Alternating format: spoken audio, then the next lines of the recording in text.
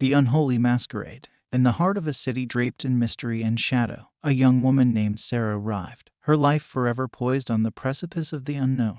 She had ventured into this new world, a stranger to its secrets, craving excitement and intrigue. Her longing led her to the enigmatic Count Vladimir, a man who, at first glance, seemed to be the embodiment of charisma and charm. One moonless night, a cryptic invitation to a masquerade ball arrived at her door. The allure of the masquerade beckoned her, promising a night of wonder and enchantment. Sarah couldn't resist the temptation. Draped in a gown of midnight black, her mask concealed her identity as she entered the grand mansion.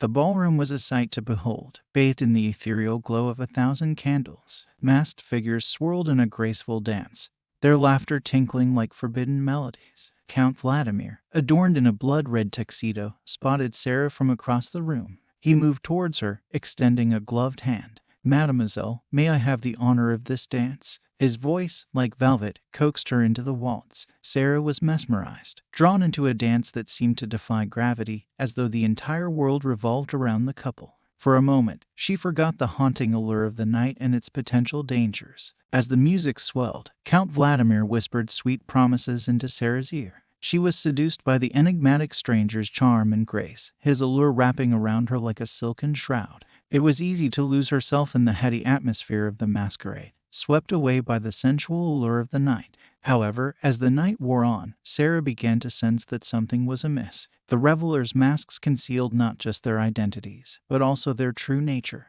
There was an insatiable hunger in their eyes, a hunger that could not be explained by mere desire. Their dance, once graceful, turned into a macabre frenzy of lust and bloodlust. The room darkened, and shadows danced upon the walls, revealing the grotesque reality of the guests. They were not human, they were vampires, creatures of the night who had hidden their fangs behind seductive smiles. Count Vladimir's eyes, once warm and inviting, now gleamed with the crimson hunger that defined his kind.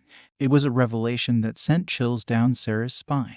She knew she had to escape the clutches of these unholy creatures. With all the strength she could muster, she broke free from Count Vladimir's grasp and fled into the labyrinthine corridors of the mansion. The mansion seemed to have no end, its walls filled with the whispers of the damned. Sarah's breath came in ragged gasps as she stumbled upon an entrance to the catacombs. Desperation led her into the cold, damp underground passages, where the echoes of tormented souls reverberated. As Sarah navigated the eerie catacombs, she could feel their malevolent presence all around her. Her footsteps were matched by the faint scuffling of unseen figures. With each step, her fear grew, and she questioned the wisdom of her choices. But she couldn't go back. She had seen the monsters hidden beneath the masks. In the catacombs, time seemed to stretch endlessly, her sense of reality unraveling. Sarah's eyes widened as she encountered countless coffins and crypts, each bearing the name of a vampire who had hidden their secrets beneath the earth for centuries. The air grew heavier with each step, and the walls of the catacombs closed in on her, as though the very earth sought to consume her. In her darkest hour, when escape seemed impossible, Sarah came upon an ancient, ornate door. A sense of foreboding washed over her, but it was her only hope. She pushed open the heavy door and found herself in a chamber bathed in an eerie, crimson light. Before her stood Count Vladimir, his eyes a dark abyss of hunger and desire. He blocked her only exit, a sinister smile playing upon his lips. The vampire had orchestrated the masquerade, luring Sarah into his web of deception. With no other choice, Sarah confronted the seductive danger she had fallen into. In a desperate bid for survival, she used her wits and a hidden blade concealed beneath her gown.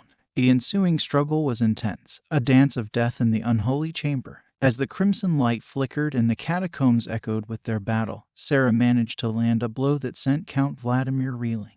With newfound strength, she dashed for the exit, her heart pounding in her chest. Sarah emerged from the catacombs, gasping for air. The dawn was breaking, and the vampire's power was waning.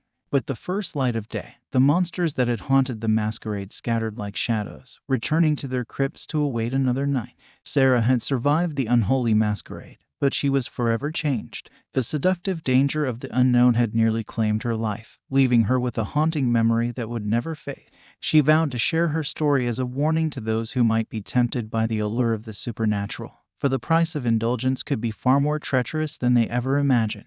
As Sarah stepped into the emerging daylight, she knew that the night had left its mark on her, a mark that would serve as a reminder of the unholy masquerade and the seductive danger that lurked in the shadows. Shadows of the past. The town of Blackwood had always existed under a veil of perpetual darkness. Its history was shrouded in mystery, and whispers of the supernatural hung heavy in the air. Detective James Harker knew better than to dismiss these tales as mere folklore. The town's secrets were darker and more twisted than anyone could imagine.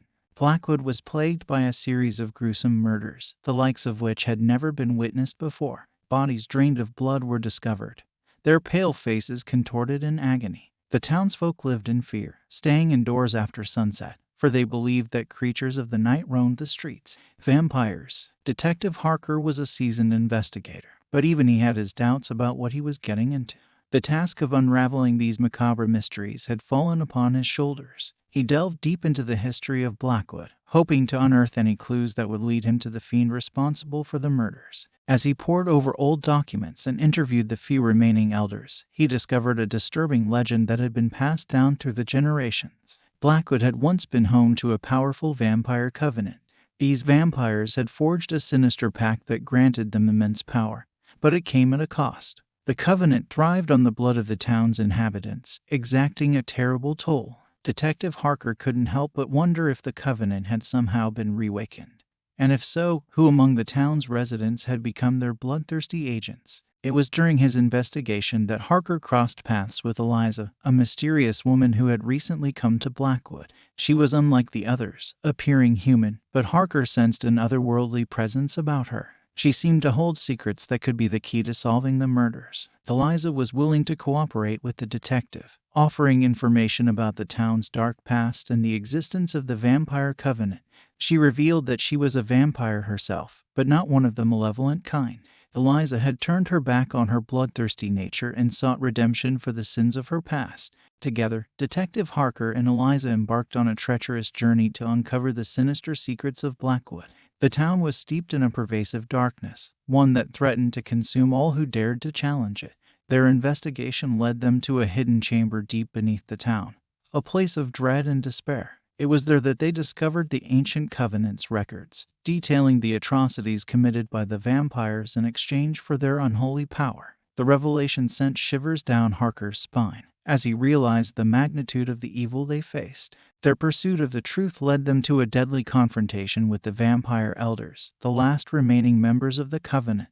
These ancient vampires had a thirst for power and a thirst for blood. The battle was fierce, with Harker and Eliza fighting for their lives against creatures who had thrived on darkness for centuries. In the midst of the chaos, a revelation came to light that sent shockwaves through their world. Eliza was not just any vampire, she was the descendant of the Covenant's founder. Her bloodline was entwined with the Covenant's dark legacy. The vampire elders believed that Eliza held the key to resurrecting their covenant and restoring their power. They had manipulated the recent murders in an attempt to draw her out, knowing that her sense of duty would lead her to uncover the truth. Eliza's internal struggle was palpable. She had left her past behind, and the prospect of embracing her bloodthirsty heritage haunted her. But she couldn't allow the covenant to be resurrected, and she couldn't let Detective Harker pay the price for her family's sins. With unwavering determination, Eliza made the ultimate sacrifice to ensure that the covenant remained dormant. She sealed the chamber, trapping the vampire elders inside, their power contained, but their thirst unquenched. The battle had taken its toll, and as they emerged from the chamber, Harker and Eliza could feel the weight of the town's dark history finally lifting. Blackwood would no longer be a haven for vampires, and the townsfolk could once again live without fear. As the sun rose over Blackwood, it marked the end of a nightmare and the beginning of a new chapter. Detective Harker and Eliza had confronted the consequences of their actions, and the town would forever be haunted by its shadowy past. In the end, the persistence of darkness had been thwarted, and redemption had prevailed. The story of Blackwood served as a chilling reminder that even in the bleakest of circumstances, redemption was possible, but it often came at a great cost. The shadows of the past could be confronted, and the darkness that once held a town in its thrall could be vanquished, allowing the light to pierce through once more.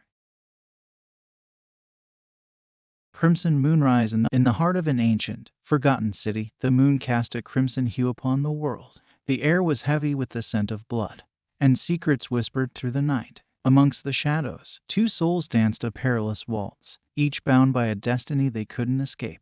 Emily, a skilled vampire hunter with raven black hair and striking green eyes, had dedicated her life to ridding the world of the undead. Her family had been hunters for generations, and the weight of their legacy bore down on her shoulders. She had a secret, a deep and forbidden one, that threatened to unravel the very fabric of her existence. Victor, the enigmatic vampire prince with raven black hair and piercing blue eyes, bore the weight of a tragic past. His heart was heavy with the memories of a life lost to darkness, and he longed for redemption. He was fated to be hunted, to pay for the sins of his kind, but destiny had a twisted sense of humor. Emily's mission was clear: eliminate Victor, the vampire prince who had evaded her family's pursuit for centuries. She had been trained her entire life for this moment, the culmination of her family's vendetta. Yet, as the crimson moon bathed the graveyard in an eerie glow, their paths converged in a clandestine meeting. The moonlight spilled over Victor's figure as he emerged from the shadows, his eyes locking onto Emily. "You're quite the hunter," he mused, his voice a hypnotic melody that sent shivers down her spine. "But I sense a secret within you, something that goes beyond your family's vendetta." Emily clenched her crossbow, her hands trembling with a mix of fear and longing. The air between them was charged with an electric tension, a forbidden attraction that defied logic and reason. "Your fate is sealed, vampire," she whispered, her voice laced with determination. "I am here to end your reign of darkness." As they circled each other, the prophecy of a crimson moonrise weighed heavily on their minds. It was a cryptic omen that spoke of forbidden love, a love that could transcend the boundaries of life and death. Both Emily and Victor had heard the whispers, and neither could escape the ominous meaning of the prophecy. The graveyard transformed into a battleground, the clash of wills and desires echoing through the tombstones. Emily's crossbow met Victor's supernatural speed and strength, their dance a perilous blend of life and death. Each move was a testament to their prowess, their unyielding determination to fulfill their respective destiny. But destiny had other plans, plans that defied the very essence of their existence. As the crimson moon hung low in the sky, a realization washed over them like a tidal wave. Their fates were intertwined, a tapestry of love and vengeance that could not be unraveled.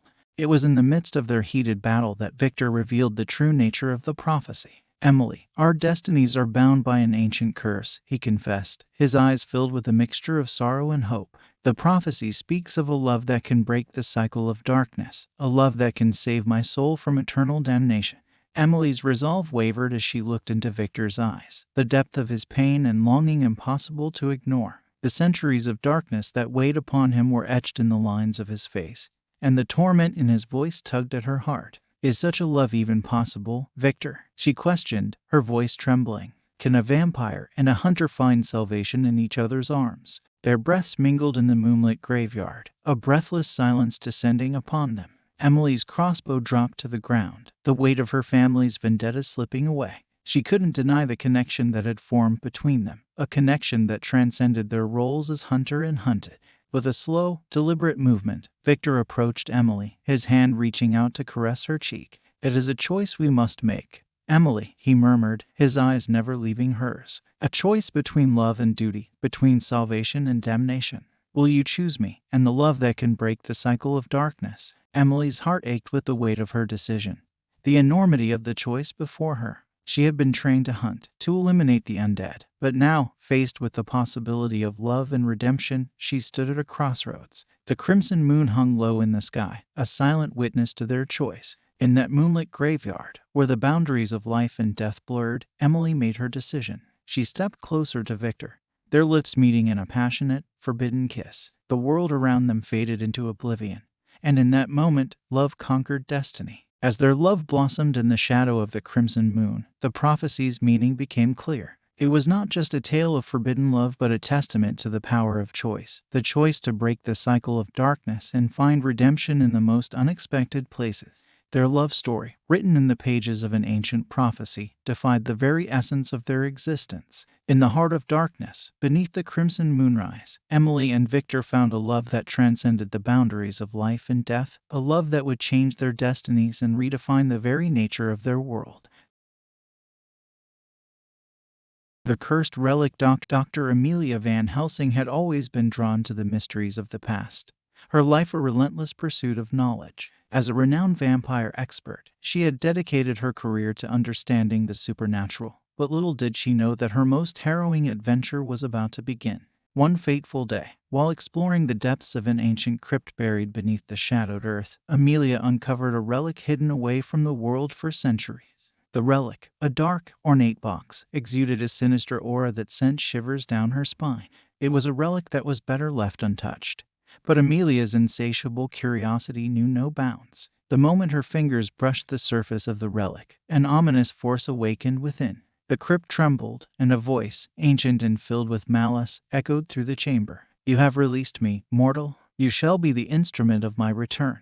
Amelia had unwittingly freed Lucius, an ancient vampire who had been imprisoned within the relic for centuries. His thirst for knowledge had led him to tamper with dark forces beyond his control, and in a cruel twist of fate, he had become imprisoned by the very powers he sought to harness. Lucius materialized before Amelia, his presence sending a cold chill through her veins. "You have awakened a curse that will consume the world. But there is a way to stop it," he declared, his eyes gleaming with a cryptic knowledge. Amelia, her heart heavy with dread, knew that she had no choice but to trust the very entity she had released. She was not only a vampire expert but also an archaeologist, and her skills in unraveling the mysteries of the past were now the world's only hope. Lucius revealed the relic's dark history, one that traced back to an ancient vampire cult. The cult had created the relic as a means to harness the powers of the supernatural.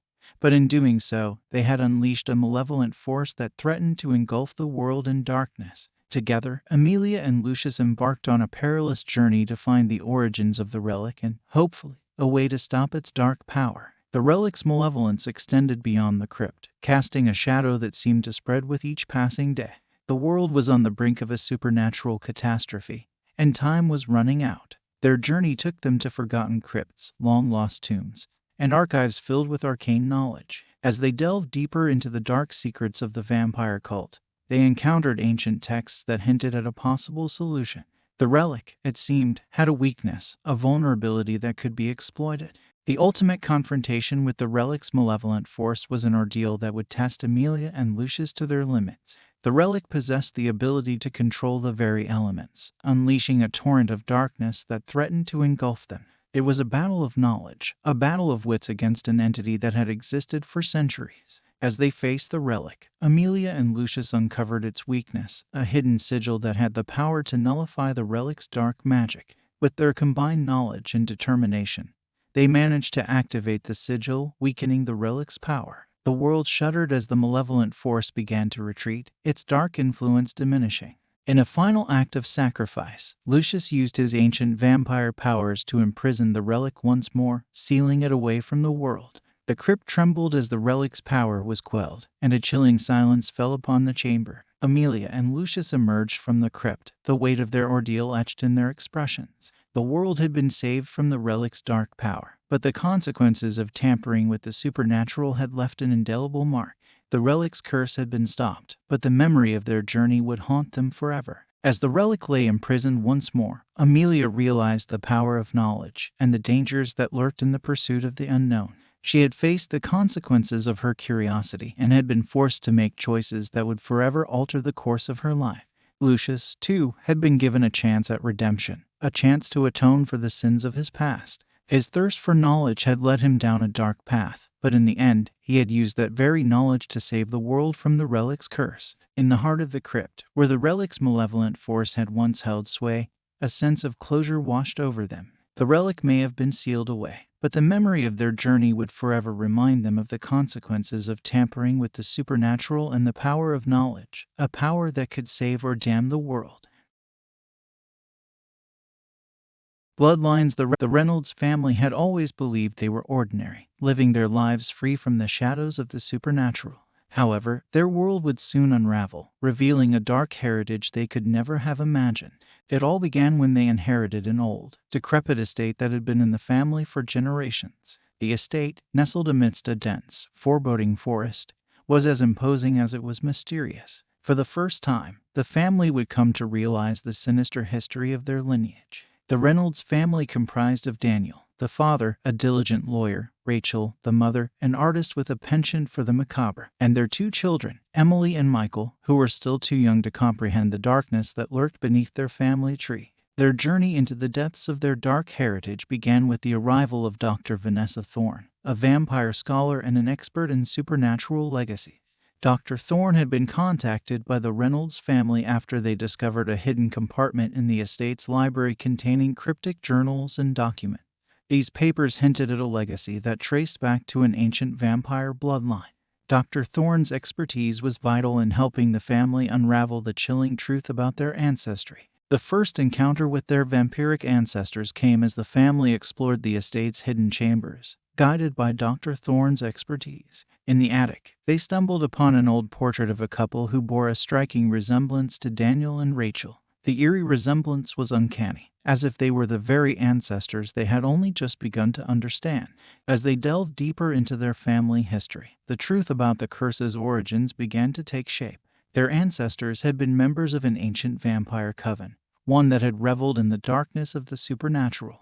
They had sought immortality and power at a terrible price. The curse had been passed down through the generations, one unsuspecting heir after another inheriting the vampiric bloodline. The coven's thirst for power had driven them to enact dark rituals, and the curse they had summoned was one that could only be broken by confronting their dark legacy. The estate held the key to breaking the curse, but it would require a desperate battle against the malevolent forces that had plagued their family for centuries. Dr. Thorne guided the Reynolds family as they uncovered the hidden rituals and incantations that would be their only hope. As the family gathered in the estate's grand hall, the malevolent presence of their vampiric ancestors began to manifest. The room seemed to grow colder, the shadows deepening as the ancestral spirits closed in. Their eyes gleamed with a hunger that had been sated by generations of innocence. In the final, desperate battle, the family chanted the incantations and performed the rituals they had uncovered. The air crackled with supernatural energy as the ancestors fought back, their spectral forms writhing with malevolence. It was a battle of wills, a battle to break the curse that had tormented their family for centuries. The spirits of the vampiric ancestors wailed in torment as the curse was finally broken, their power dissipating like smoke. The estate shook with the force of their departure, and the malevolent presence that had plagued the family for generations was banished. As the dust settled, the Reynolds family stood in the grand hall, exhausted but victorious. They had confronted their dark legacy, broken the curse, and liberated their family from the vampiric bloodline that had tormented them. Dr. Vanessa Thorne, her mission complete, took her leave, leaving the family with a newfound understanding of the ties that bound them. The experience had brought them closer, solidifying their familial bond in the face of darkness. The estate, once a place of mystery and malevolence, was transformed. The curse had been broken, and the shadows that had haunted its halls were gone. It was now a place of light and hope, a testament to the resilience of family and the strength of love. The Reynolds family had faced their darkest fears and emerged from the ordeal with a newfound appreciation for the ties that bound them. The legacy of their vampiric ancestors would forever be a part of their history, a reminder of the enduring power of family and the strength to confront one's legacy, no matter how dark it may be. The Veil Between Worlds. Alex was a seasoned paranormal investigator who had spent his life exploring the mysteries that lay beyond the veil of our reality. His insatiable curiosity had led him to the darkest corners of the supernatural, but nothing could have prepared him for what he was about to uncover. It all began with a cryptic journal he had acquired from a dusty antique shop. The journal contained references to a forgotten vampire world, one separated from our reality by an ancient curse. The entries described a veil that existed between the two realms, a fragile boundary that had held the malevolent creatures at bay for centuries. As Alex delved deeper into the journal's pages, he began to understand the implications of what he had discovered. The veil was not just a mystical barrier. It was a portal to an otherworldly kingdom inhabited by vampires who had been trapped by the curse. They hungered for freedom, and the journal spoke of their insidious plans to breach the veil and enter our world. Determined to investigate further, Alex followed the journal's clues, which led him to a crumbling, long-forgotten castle in the heart of an ancient forest. It was there that he would make a discovery that would change the course of his life forever. In the depths of the castle, hidden beneath layers of decay and darkness, he found Lady Seraphina, a vampire who had been trapped between the realms. Her beauty was ethereal, but her eyes held a sorrowful wisdom that spoke of centuries of confinement. She was a prisoner of the curse, unable to fully enter our world or return to her vampire kingdom. Lady Seraphina explained the curse and the malevolent creatures that sought to break free. As she spoke, the air grew heavy with the weight of the supernatural, and Alex felt the tendrils of an ancient, dark power. "Alex," she implored, "you must help me break the curse and seal the veil. The malevolent creatures are growing stronger, and if they breach the boundary, the consequences will be catastrophic for humanity." Alex hesitated, his curiosity pitted against the terrifying knowledge of what lay beyond the veil. The boundary between worlds was fragile, and the malevolent creatures on the other side hungered for freedom. It was a battle of curiosity and consequence, and he could not turn his back on the looming threat. Together, Alex and Lady Seraphina embarked on a desperate journey through the cursed realm, a place where time and space bent to the will of dark forces. The landscape was a nightmarish fusion of the familiar and the surreal, with grotesque creatures lurking in the shadows and an eerie, blood-red moon hanging low in the sky. Their quest led them to an ancient vampire citadel, a foreboding fortress that held the key to breaking the curse. The malevolent creatures, sensing their intrusion, launched relentless attacks, their supernatural abilities pushing Alex and Lady Seraphina to their limits. As they delved deeper into the vampire kingdom, they uncovered the ancient incantations and rituals needed to seal the veil and prevent the malevolent creatures from escaping.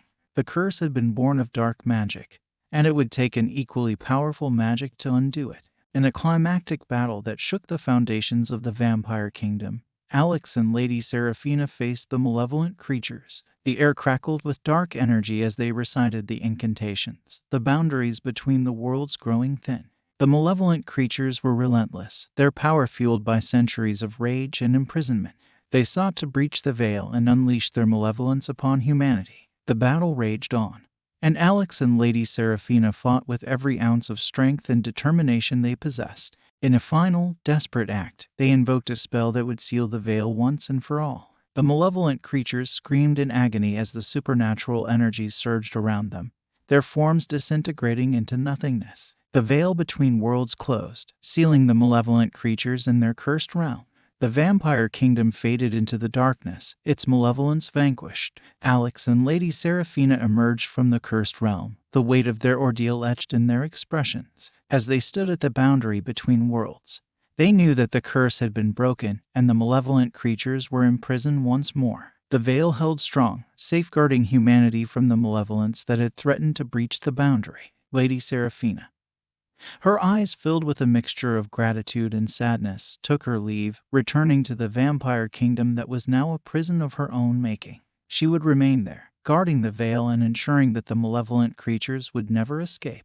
For Alex, the experience had been a chilling reminder of the consequences of curiosity. The veil between our world and the supernatural was fragile, and the cost of tampering with the unknown could be catastrophic. He had faced the malevolent creatures that sought to breach the boundary and had, with the help of Lady Seraphina, sealed the veil, preserving the safety of humanity. The veil between worlds served as a haunting testament to the delicate balance between curiosity and consequence. It was a reminder that the supernatural world held mysteries that were better left undiscovered, and the boundaries between our reality and the malevolent forces of the otherworldly were not to be trifled with.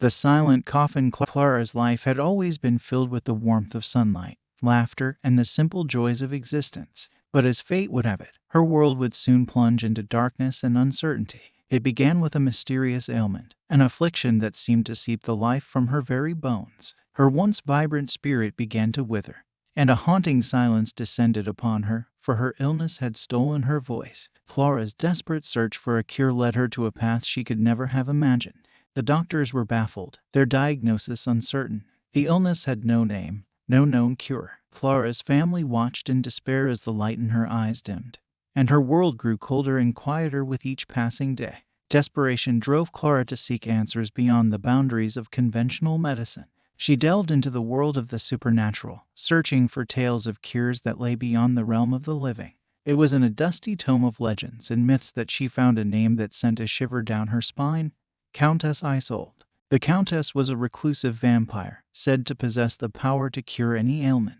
Her abilities were the stuff of legend, whispered in hushed tones among those who believed in the supernatural. Clara knew that her only hope lay with Countess Isolde, but she was well aware of the perilous price that would accompany her salvation. In her quest to find the Countess, Clara's world became a haunting and tragic journey. She traversed dark forests, ventured into eerie crypts, and followed whispers that seemed to lead her deeper into a world of shadows and secrets. The closer she came to her destination, the more the world around her seemed to blur the lines between life and death. Her eerie encounter with Countess Isolde was a moment that would forever haunt her memory. The Countess was a woman of ethereal beauty, her raven black hair cascading like silk, and her eyes as piercing as the night. She exuded an air of mystery and melancholy, as if she had lived for centuries, and the weight of time rested heavily upon her shoulders. Countess Isolde listened as Clara's silent pleas were conveyed through handwritten notes. She examined her with a gaze that seemed to pierce her very soul, as if she could see the depths of Clara's suffering.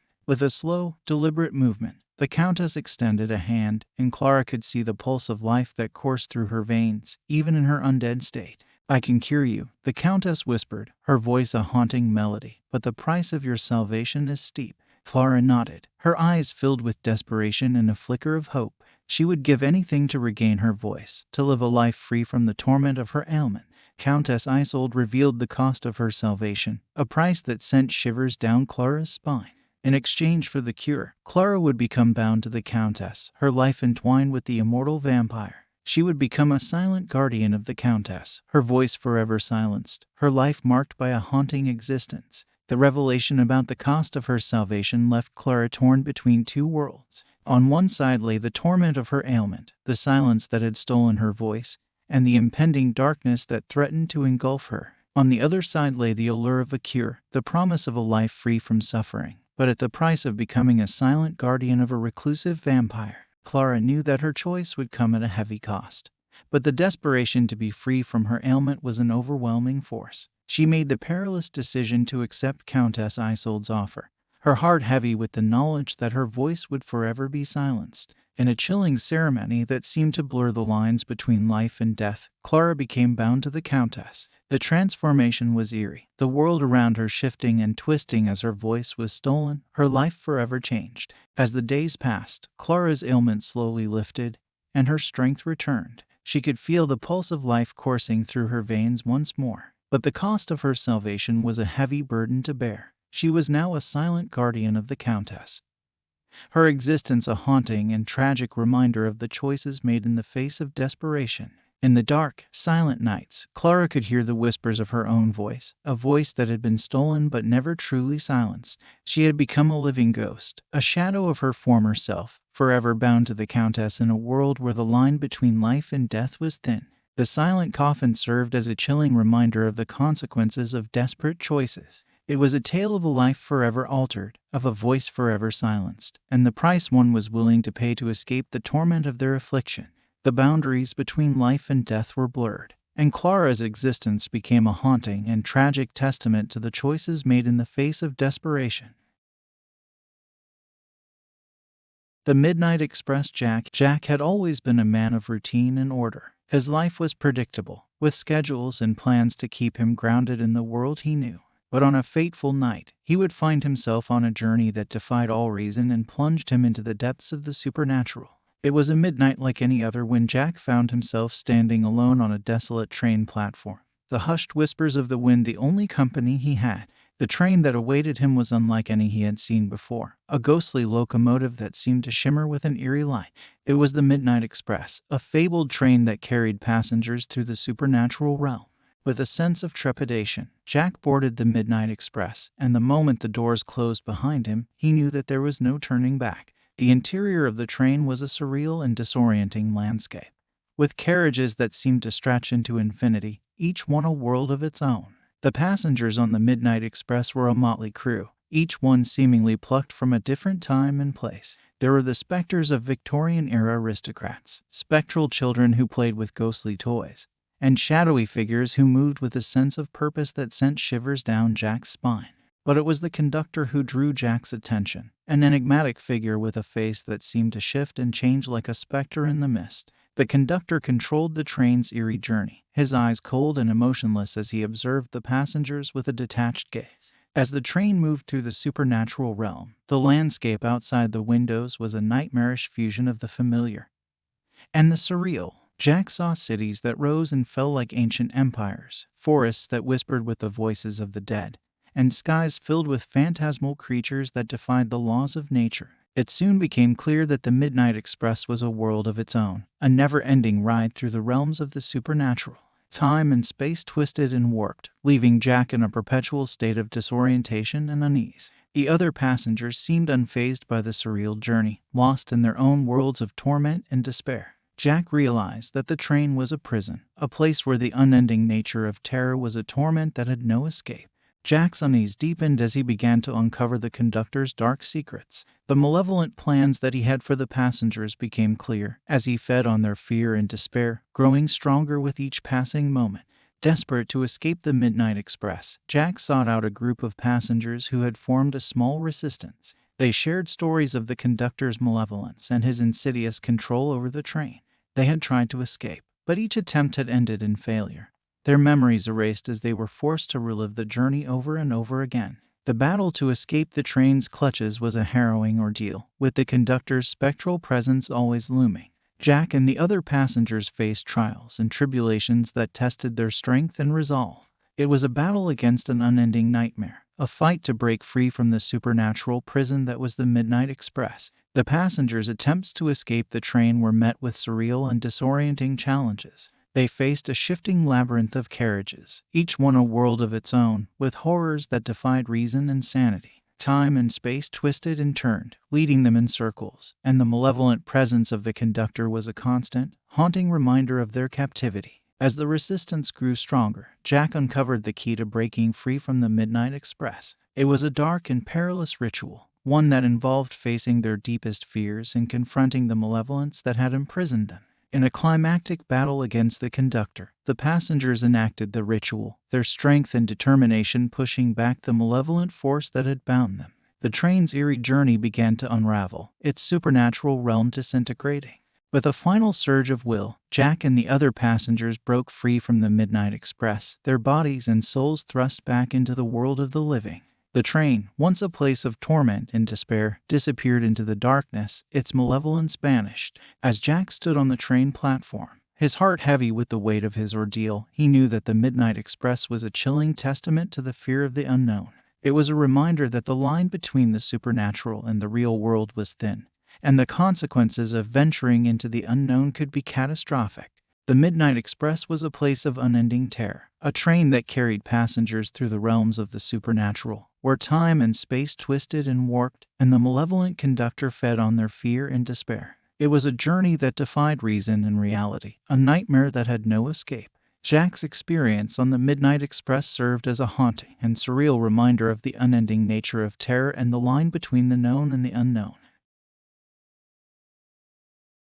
The elixir of immortality. Dr. Victor had always been a man of science, a dedicated researcher whose ambition knew no bounds. His obsession with unlocking the secrets of life and death had driven him to the edge of ethical boundaries. But it was a chance encounter that would plunge him into a world of darkness and ambition beyond his wildest dreams. It was on a moonlit night when Victor, deep in the throes of his research, stumbled upon Alina, a woman whose ageless beauty and enigmatic aura piqued his curiosity. She appeared as a phantom in the night, her presence haunting and surreal. Their fateful meeting led to a conversation that would change the course of Victor's life. Alina revealed herself to be a vampire, an immortal being who held the key to eternal life. Her offer was alluring but came with a sinister pact: the elixir of immortality in exchange for an alliance with a darkness beyond reckoning. Victor, consumed by his ambition and the allure of immortality, agreed to Alina's terms. The elixir was a concoction of shadow and blood, a fluid that pulsed with an otherworldly energy. As he drank it, he felt a surge of power and life coursing through his veins, the years melting away from his aging body. But the elixir's dark nature soon revealed itself, and Victor's once ambitious life became an unending existence marked by a thirst for the life force of others. He had become a vampire himself, bound by the sinister pact he had made with Alina. The revelation of the elixir's true nature was a haunting moment for Victor. He had sought eternal life, but the cost of his ambition was far greater than he could have imagined. He was now a creature of the night, feeding on the living to sustain his own existence. As the years turned into centuries, Victor's thirst for life force grew insatiable, and his once ambitious nature had been twisted into an unending hunger for the vitality of others. He watched the world change around him, witnessing the passage of time with a detachment that grew with each passing year. Victor's alliance with Alina was a burden he could not escape, and he realized that the elixir of immortality had come at a price he was unwilling to pay. The consequences of unchecked ambition had left him trapped in an existence of eternal hunger and solitude. The perils of eternal life weighed heavy on Victor's shoulders, a cautionary tale of ambition without boundaries. He had been lured by the allure of immortality, only to find himself trapped in an unending nightmare. The elixir of immortality had promised life without end, but it had come at a cost that he could never have foreseen. As the centuries passed, Victor's unending existence became a torment, a reminder of the consequences of his unchecked ambition. He was a creature of the night, a vampire whose thirst for life force had turned him into a predator of the living. The elixir of immortality had given him eternal life, but it had also stripped away his humanity, leaving him a shadow of his former self. The elixir of immortality served as a chilling reminder of the perils of eternal life and the consequences of ambition without boundaries. Victor's ambition had driven him to make a sinister pact with a vampire, a choice that had led him into an existence of eternal hunger and solitude. It was a cautionary tale of the true cost of unchecked ambition and the price one could pay for seeking immortality. The Veiled Society. Mark had always been a journalist with a penchant for uncovering the hidden truths of the world. He thrived on exposing secrets and bringing the dark corners of society into the light. But it was his curiosity and thirst for the truth that would lead him down a treacherous path into a world he could never have imagined. It all began with whispers and rumors, tales of a secret society that operated in the shadows, wielding power and influence that went far beyond the understanding of ordinary citizens. Mark's investigation led him deeper into the hidden world of this powerful vampire society that controlled the city from behind the veils of secrecy. The Veiled Society was a complex network of the city's elite, a group that maintained a facade of normalcy while pulling the strings of power from the shadows. Mark had heard whispers of their existence, stories of political manipulation, and the puppeteering of influential figures, but he needed concrete evidence to expose the truth. His journey into the world of the Veiled Society began with the infiltration of their masquerade ball, a lavish event where the city's elite gathered under the cover of anonymity. Mark donned a mask and elegant attire, blending seamlessly into the sea of elaborate costumes and enchanting masks. As he moved through the crowd, Mark couldn't shake the feeling of being watched. The guests, though masked, exuded an air of otherworldly charm and elegance. The atmosphere was electric, and the seductive allure of the society's members left Mark both captivated and cautious. It was there that Mark met Cassandra, a woman whose beauty and charm seemed to transcend the boundaries of humanity. Her eyes held a depth of knowledge and a seductive power that left Mark entranced. She was a high-ranking vampire within the society, and her presence exuded an aura of danger. Cassandra offered Mark a glimpse into the society's inner workings, hinting at their dark agenda. She spoke of their control over political figures, the manipulation of events, and their insatiable thirst for power. But her seductive words were laced with an ominous warning. The society did not take kindly to intruders. Mark's investigations had always been about exposing the truth, but the world he had entered was a dangerous and politically charged one. He had uncovered the dark secrets of the Veiled Society, but he was now entangled with Cassandra, a figure who held the key to his survival in this treacherous world. As Mark delved deeper into the society's hidden agenda, he discovered their involvement in a sinister plan that would have far-reaching consequences for the city and its inhabitants. Their thirst for power knew no bounds, and the consequences of their actions were chilling. The revelation of the society's dark agenda sent shivers down Mark's spine. He realized that he was playing a dangerous game, one where the consequences of revealing the truth were dire. The power and influence of the Veiled Society extended far beyond what he had ever imagined, and he was now a target within their midst. Mark's race to expose the truth and escape the clutches of the society became a perilous journey through the shadows of the city. He had uncovered their nefarious plans, but he knew that his life was in grave danger. As the city's influential figures moved like pawns on a chessboard, Mark fought to reveal the truth to the world. He sought allies in the most unexpected of places, individuals who were willing to risk everything to expose the hidden influences that controlled society. The Veiled Society was a haunting reminder of the hidden powers that manipulated the world from the shadows. Mark's journey had led him into a treacherous world where the consequences of revealing the truth were dire. It was a cautionary tale of the perils of exposing the hidden influences in society, and the sacrifices one had to make in the name of truth. The truth could set you free, but it could also seal your fate. In the heart of Transylvania, in the 19th century, a decrepit and abandoned castle loomed like a shadowy sentinel against the ominous, moonlit sky. Its towering turrets and crumbling walls stood as a testament to a forgotten era, a place where secrets and malevolence festered. This is the tale of Dr. Victor Helsing, a renowned vampire hunter, and his fateful encounter with Count Vladislaus, an ancient and cunning vampire. The night was as black as pitch when Dr. Helsing received an urgent message from a mysterious source.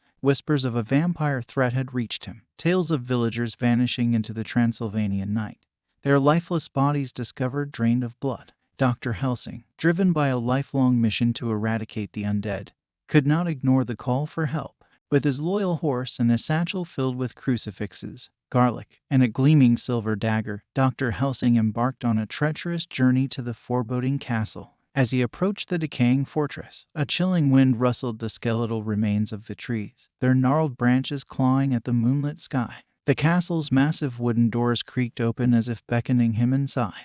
Dr. Helsing cautiously entered, his boots echoing on the cold, stone floor. Shadows danced on the walls, cast by the flickering candlelight that lined the ancient corridor. It was a place frozen in time, filled with the whispers of long-dead servants and the mournful cries of souls forever trapped. Deeper into the castle he ventured, guided by an eerie, ethereal light that seemed to draw him ever forward.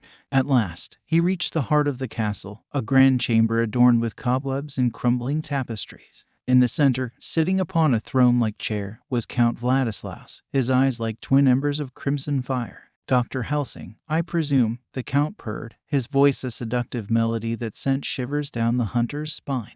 Dr. Helsing steeled himself, clutching the silver dagger hidden beneath his coat. "You are the vampire that plagues this land, Count Vladislaus." The Count's lips curled into a wicked smile, revealing glistening fangs. "Indeed, I am. But I did not summon you here for a mere confrontation.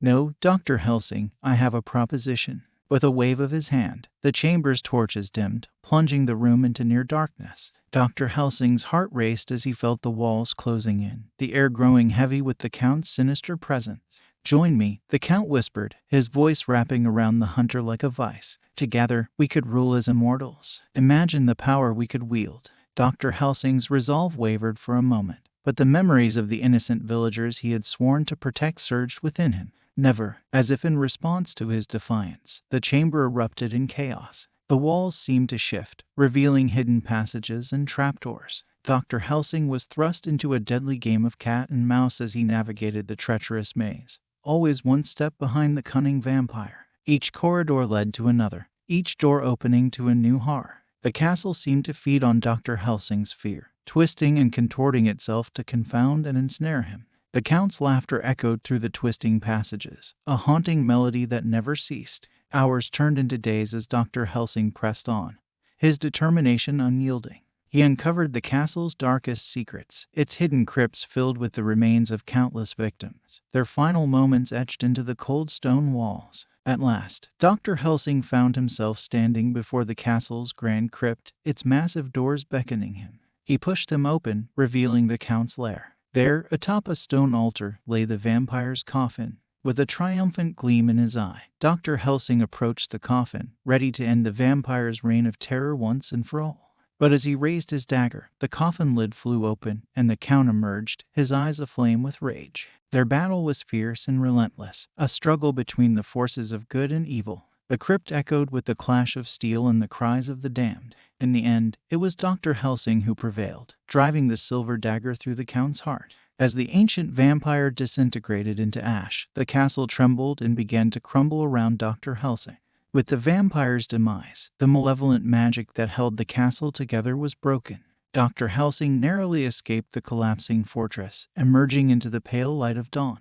He watched as the castle, once a place of darkness and dread, was consumed by the earth, leaving nothing but a desolate mound of rubble. The eternal struggle between good and evil had come to a fateful end, and Dr. Helsing knew that the seductive power of darkness had been vanquished. But as he rode away from the ruins, he couldn't shake the feeling that the cost of vengeance had been higher than he could ever have imagined, and that in this deadly game, the line between hunter and hunted had blurred beyond recognition. In the heart of the Carpathian Mountains, a secluded village lay shrouded in an eternal mist. Modern-day life had scarcely touched this remote hamlet, where ancient legends whispered through the fog.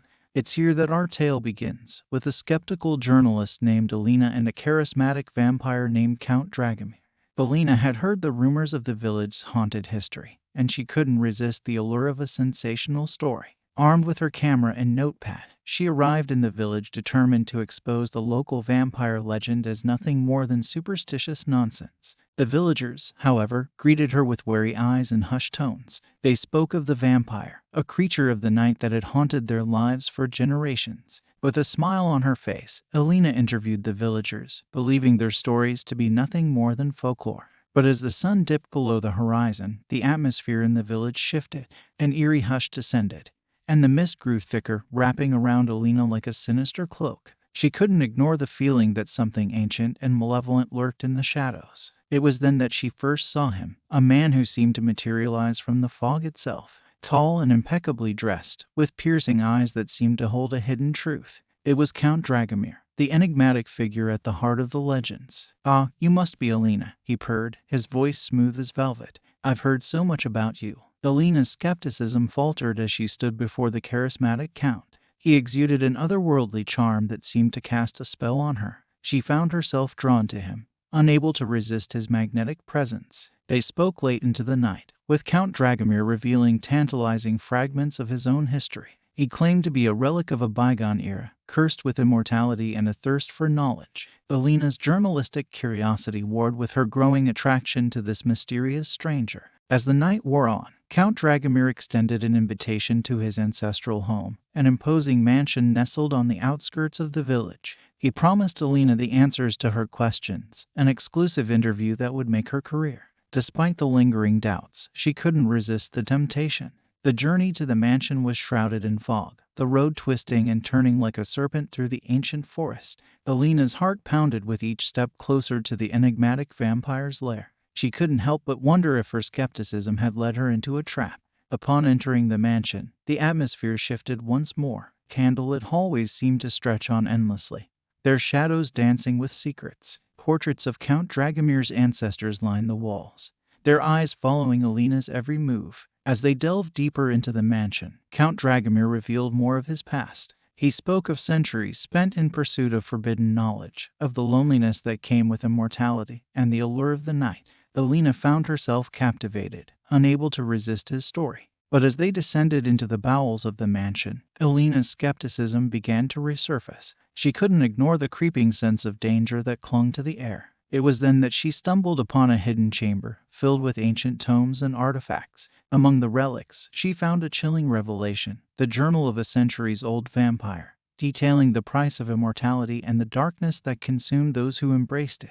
It was a stark contrast to the charismatic figure before her. Count Dragomir's true intentions became clear as the realization dawned on Alina. She had walked into the lair of a vampire with a hidden agenda, and she was now his unwitting prey. A race against time began as Alina fought to escape the mansion's labyrinthine corridors. The Count pursued her relentlessly, his true, monstrous form revealed as his veneer of charm shattered. He was a creature of the night, and Alina was the object of his insatiable hunger. Alina's skepticism had led her to the heart of a living nightmare, where the clash of belief and disbelief became a fight for survival. She navigated the maze-like mansion, finding hidden passages and traps that seemed designed to ensnare her. The night was a cacophony of terror as Alina evaded the Count's relentless pursuit. Candles flickered in the darkness, casting long, twisting shadows that seemed to reach for her. She was trapped in a world where the supernatural was all too real. In a heart-pounding climax, Alina finally reached the mansion's exit,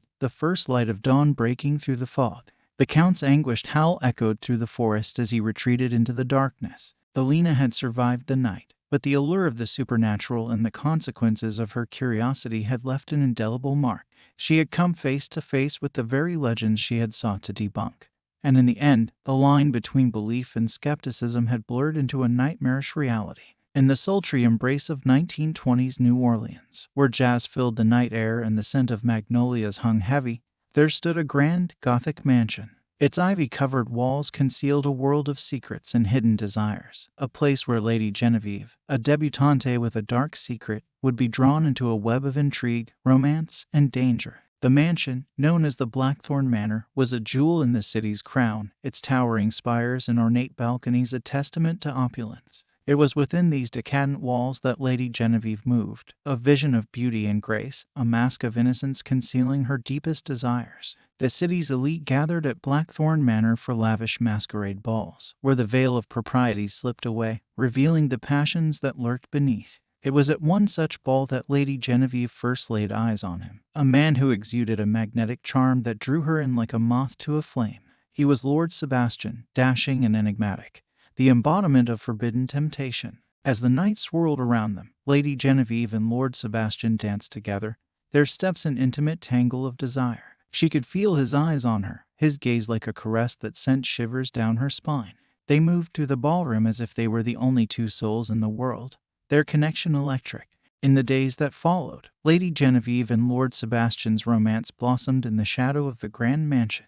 Their love was a forbidden one, a secret affair hidden from the prying eyes of society. She was drawn to his charisma, his knowledge of art and culture, his tales of distant lands. But as the weeks passed, Lady Genevieve began to notice peculiarities in her lover. His aversion to daylight, his strange appetite for rare meats, and his chilling, hypnotic gaze. She dismissed these oddities, convincing herself that love could conquer any darkness. It was during a sultry night beneath the dripping moss of the bayou that the truth began to reveal itself. In a secluded glade, Lady Genevieve stumbled upon a voodoo priestess who whispered cryptic warnings of the dangers that lurked within her lover's heart. The priestess spoke of a curse, a dark and insatiable hunger that could never be satisfied.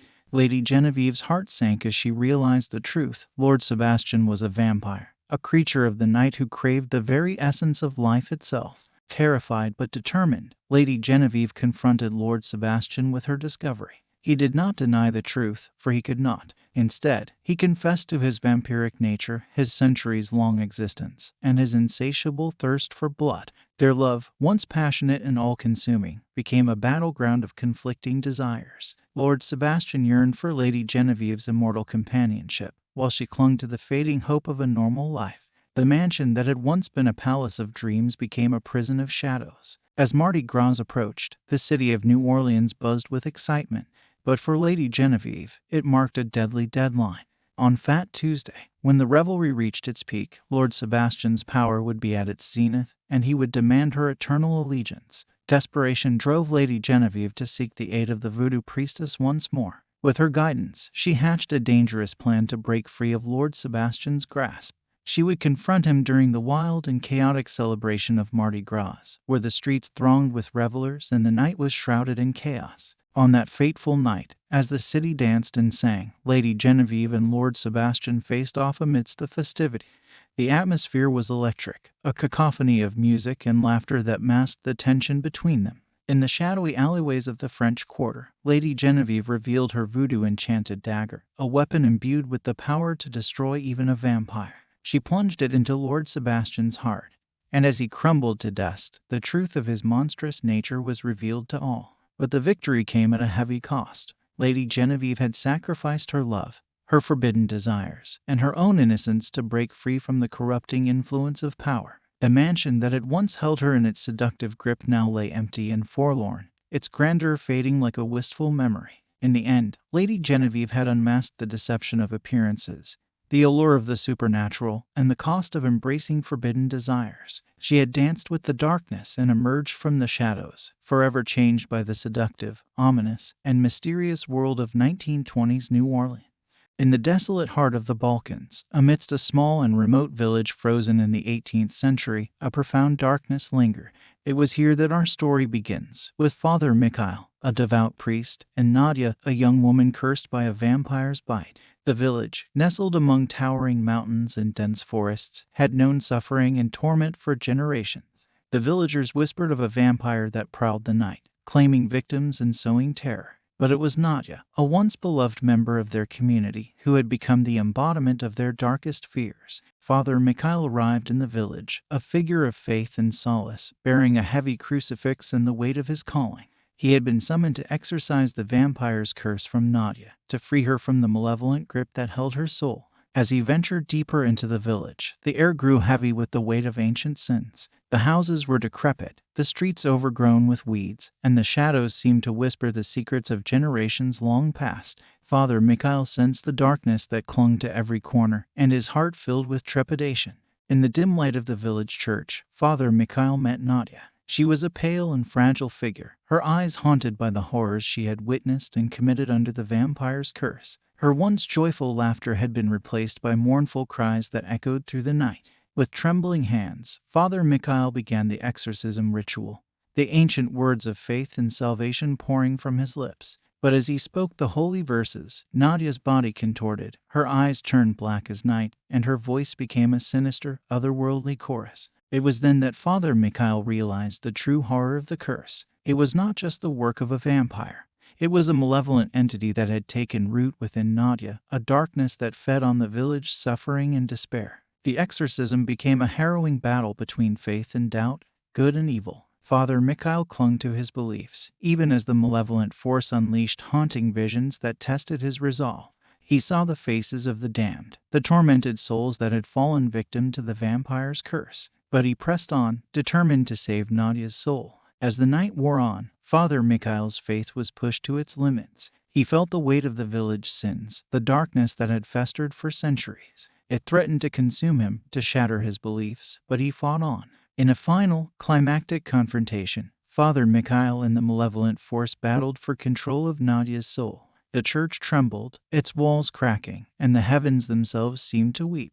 It was a struggle that transcended the physical, a battle of wills between the priest and the ancient evil. In the end, Father Mikhail's unwavering faith prevailed. With a blinding burst of light, the malevolent force was banished, leaving Nadia free from the curse that had tormented her. She fell to her knees, tears streaming down her face, her soul cleansed of the darkness that had consumed her. But the victory came at a cost. The village lay in ruins, its sins laid bare for all to see. Father Mikhail had saved Nadia's soul, but the weight of the village's past sins had taken a toll on his own faith. He knew that the darkness within us all was a force that could never truly be vanquished. As Father Mikhail left the village, the air hung heavy with the weight of the past, the bleak and oppressive atmosphere unchanged. He had faced the darkness and emerged victorious, but he could never forget the haunting visions and the malevolent force that had tested his faith to its limits. In the remote village of the Balkans, where ancient sins and the darkness within us all still lingered, Father Mikhail's exorcism had brought a momentary reprieve. But he knew that the battle between faith and doubt, good and evil, would continue to rage on, a testament to the enduring human struggle against the darkness that lurks in the shadows. Amidst the unforgiving waves of the North Atlantic, on a remote island shrouded in mist and legend, stood a Gothic castle that had borne witness to centuries of secrets. It was a place of isolation and mystery, where the winds howled like mournful ghosts, and the salted air held the taste of bitter longing. In the heart of this melancholic fortress, our tale unfolds, starring Professor Jonathan Graves, an occult scholar, and Countess Isolde, a vampire cursed with a tragic past. Professor Graves, a seeker of forbidden knowledge, had ventured to the castle in search of the secrets of immortality. He was driven by an insatiable curiosity, his mind thirsty for the mysteries that lay hidden within the castle's ancient texts and cryptic manuscripts. He believed that the key to eternal life might be found amid the shadows of its haunting corridors. As the days turned into weeks, Professor Graves delved deeper into the castle's labyrinthine library. His candlelit nights were spent poring over manuscripts filled with eerie poetry, haunting incantations, and cryptic diagrams that hinted at the very secrets of life and death. But the more he searched, the more he became consumed by a sense of melancholy that seemed to seep from the very walls of the castle. It was during one of these solitary nights that he first saw her, a vision of ethereal beauty that appeared in the moonlight.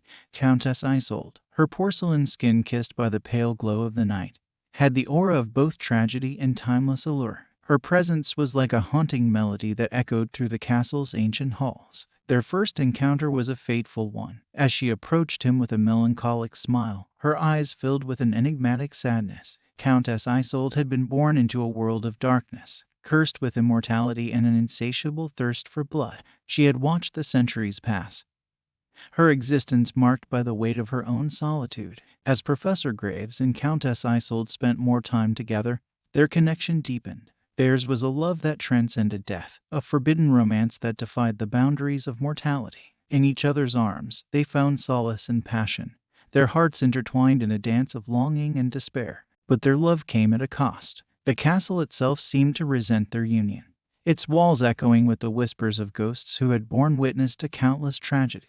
And the knowledge that Professor Graves sought was more elusive than ever, as the lines between love and obsession blurred into one. As the days turned into months, Countess Isolde shared with Professor Graves her own tragic history. She spoke of a cursed love that had shattered her heart, of letters written in blood and the haunting poetry of a love that had been lost to time. It was a tale of pain and longing that mirrored their own doomed romance. But as their love deepened, so did the darkness that clung to the castle. Shadows seemed to move of their own accord. Whispers of lost souls filled the air, and Professor Graves began to have haunting visions. He saw the inevitable fate that awaited them, a reckoning with destiny that would test the very limits of their love. The climax of their story came on a stormy night, when the castle itself seemed to rebel against their love. Thunder rumbled overhead, and the winds howled like vengeful spirits. Professor Graves and Countess Isolde stood before an ancient altar, their hearts heavy with the weight of their choices. In a tearful farewell, they declared their love for each other, knowing that their passion could only end in tragedy. The castle seemed to respond, its very foundation shaking with grief and fury. And as the storm raged outside, the lovers embraced for the last time, their souls bound together for eternity. With a final, anguished cry, the castle crumbled around them, burying their love beneath its ancient stones. The winds carried their story across the North Atlantic, a tale of love transcending death, the pursuit of knowledge at any cost, and the inevitability of fate. And so, the Gothic castle on the remote island remained a monument to their love, its ruins haunted by the echoes of their passion and the melancholic atmosphere of a love that had defied time itself. For in the end, their love had become an eternal tale, a bittersweet reminder that even in the darkest corners of existence, love could still shine like a distant star. In the heart of a modern, decaying urban setting, a forgotten cemetery lay hidden from the bustling city that surrounded it. This was a place where the living rarely ventured, and the dead were left to rest in solitude. Among the tombstones and crumbling mausoleums, our story begins with Sarah, a young cemetery caretaker, and Victor, a vengeful vampire seeking retribution. Sarah had taken up the solemn task of caring for the cemetery, an old and forgotten plot of land that had seen better days. Overgrown with weeds and obscured by the shadows of forgotten memories, the cemetery held secrets that had long been buried. Sarah's routine maintenance often led her to uncovering graves that had been swallowed by time, their occupants fading into obscurity. One fateful day, as Sarah toiled beneath the gray sky, her shovel struck something hard and unyielding. She uncovered a long-forgotten grave, its tombstone chipped and weathered by years of neglect. The name etched into the stone sent a chill down her spine. Victor. As Sarah continued her work, she couldn't shake the feeling of being watched. It was as if the very air around her had grown heavy with an oppressive presence. Shadows seemed to move of their own accord, and the wind carried a whisper that echoed through the cemetery like a mournful lament.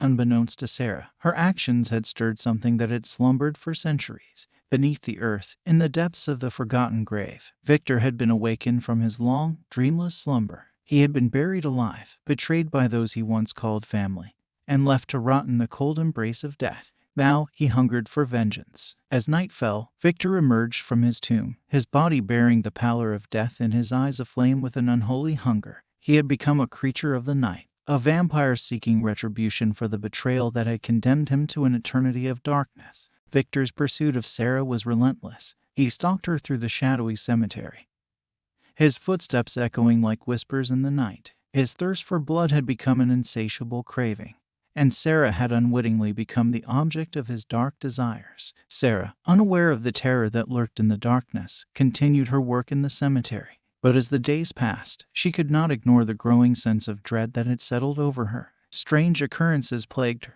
The sound of whispers in the wind, the flickering of candles in the night, and the feeling of being watched by unseen eyes. One fateful evening, as Sarah was locking the cemetery gates, she felt a presence behind her. She turned to find Victor standing there, his eyes burning with an insatiable hunger. She knew then that she was not alone in the cemetery, and the realization filled her with a bone-chilling fear. A desperate battle ensued in the shadowy cemetery, as Sarah fought for her life against the relentless vampire. She brandished a cross, its holy power driving Victor back, but he was unyielding in his pursuit. Their struggle took them through the decaying tombstones and crumbling mausoleums, a chilling dance of predator and prey. As the battle raged on, the line between victim and perpetrator began to blur. Sarah's fear gave way to a burning rage, and she fought with a ferocity she never knew she possessed. Victor, driven by centuries of hatred and betrayal, found himself drawn to Sarah's strength and defiance. In a shocking twist, the two adversaries found themselves locked in an unexpected embrace, their lips meeting in a desperate kiss that transcended life and death. It was a union forged in the crucible of fear and desire, a moment where the boundaries of love and horror blurred into one. But as dawn approached, Victor's vampiric nature betrayed him. He recoiled from the first rays of sunlight, his body writhing in agony as he crumbled to ash. Sarah, exhausted and shaken, watched in disbelief as the vampire met his final fate. The decaying cemetery bore witness to their turbulent encounter, its tombstones standing as silent sentinels to the horrors that had unfolded within its shadowy confines. Sarah, forever marked by the night's events, left the cemetery with a heavy heart, knowing that the sins of the past had returned to haunt the present, and that the line between life and death was thinner than she had ever imagined. Amid the unforgiving beauty of the Swiss Alps, where snow-capped peaks reached towards the heavens, there stood a desolate mountain lodge, forgotten by time. This was a place of isolation and chilling secrets, where the winds howled like the tormented souls of the lost. In this frozen abyss, our story unfolds, with Dr. Evelyn Weber, a brilliant scientist, and Count Erich, a vampire consumed by a thirst for knowledge. Dr. Weber, a woman of unwavering ambition, had embarked on an expedition to study the rare alpine flora that thrived in the harsh conditions of the Swiss Alps. Armed with her scientific instruments and a heart filled with curiosity, she arrived at the remote mountain lodge, perched precariously on the edge of a cliff. The lodge was a stark contrast to the pristine beauty of the surrounding landscape. Its walls bore the scars of time, and the interior was shrouded in darkness, lit only by the cold light of the moon. Dr. Weber sensed that there was more to the lodge than met the eye, a history of secrets and scientific endeavors long hidden from the world. As the days passed, Dr. Weber's studies brought her deeper into the lodge's mysteries. She discovered hidden chambers filled with macabre experiments, alchemical symbols etched into the walls, and arcane texts that spoke of forbidden knowledge. It was clear that the lodge had once been a place of scientific curiosity, but the true nature of its experiments remained elusive. In her quest for answers, Dr. Weber uncovered the existence of Count Erich, a vampire who had been trapped within the lodge for centuries. He was a creature of both science and the supernatural, driven by an insatiable curiosity that had led him to tamper with the boundaries of life and death. Count Erich had once been a brilliant scientist himself, a man who had sought to unlock the secrets of immortality. But his experiments had gone horribly wrong, and he had become a vampire, a being neither fully alive nor dead, cursed to roam the lodge for eternity. Dr. Weber's arrival had awakened Count Erich's thirst for knowledge once more. He saw in her a kindred spirit, a fellow seeker of the unknown. He revealed to her his own experiments, his desperate attempts to bridge the gap between science and the supernatural. He sought to understand the very essence of life, to unlock the secrets of the universe itself. But as Dr. Weber delved deeper into Count Erich's experiments, she began to realize the true horror of his ambitions. He had created abominations, creatures that defied the laws of nature, and his quest for knowledge had come at a terrible cost.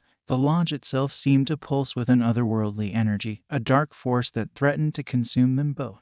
As the truth of Count Erich's experiments came to light, Dr. Weber found herself in a desperate struggle for survival. The vampire's insatiable curiosity had led him to tamper with forces beyond human comprehension, and now those forces threatened to engulf them both. In a chilling climax, Dr. Weber and Count Erich faced off in the heart of the lodge's hidden laboratory, surrounded by the artifacts of their unholy experiments. The very foundations of the lodge seemed to tremble, as if the mountain itself rejected the abominations that had been created within its depths. With a final, desperate act, Dr. Weber unleashed the full force of the mountain's fury, triggering an avalanche that buried the lodge and its secrets beneath tons of snow and ice. She had escaped the deadly clutches of Count Erich, but the lodge remained a tomb of scientific curiosity gone horribly awry. As Dr. Weber made her way back to civilization, she knew that the dangers of unchecked ambition, the clash between science and the supernatural, and the consequences of tampering with the unknown were lessons that would stay with her forever. The Swiss Alps, once a place of wonder and beauty, now held a chilling reminder of the perils that lay hidden in the pursuit of knowledge.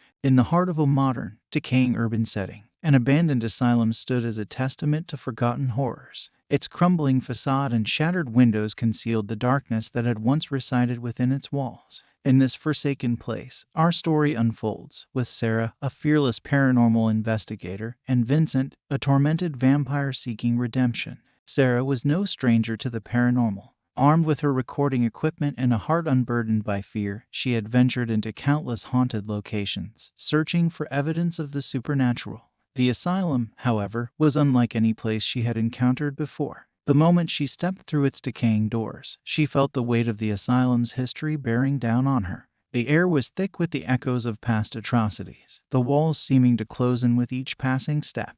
As she explored the dark corridors and shadowy cells, the sense of madness and despair that had plagued the asylum's inhabitants seeped into her very soul. Sarah's investigations soon revealed a history of torment and suffering. The asylum had been a place of cruel experiments, its inmates subjected to unspeakable horrors in the name of science. The memories of the past seemed to linger within the asylum's walls, manifesting as eerie echoes of past atrocities. It was during one of her investigations that Sarah first encountered Vincent. He appeared as a tormented apparition, his eyes filled with an unspeakable sadness. Vincent was a vampire, cursed with immortality and burdened by the weight of his own sins. In life, Vincent had been a doctor at the asylum, a man who had sworn to do no harm. But the lure of immortality had driven him to tamper with forces beyond his understanding. He had become a vampire, a creature neither fully alive nor dead, and the guilt of his actions had tormented him for centuries. Vincent yearned for redemption, a chance to atone for the horrors he had unleashed. He believed that if he could help Sarah uncover the truth about the asylum's past and the tortured souls that still lingered within, he could find a way to free himself from his curse. Sarah, drawn to Vincent's tortured soul, agreed to work with him. Together, they delved deeper into the asylum's history, uncovering the stories of the inmates who had suffered at the hands of sadistic doctors. They encountered eerie manifestations, apparitions of the tormented souls that still roamed the asylum's halls, their agonized cries echoing in the darkness. But as they drew closer to the truth, the supernatural forces within the asylum grew more malevolent.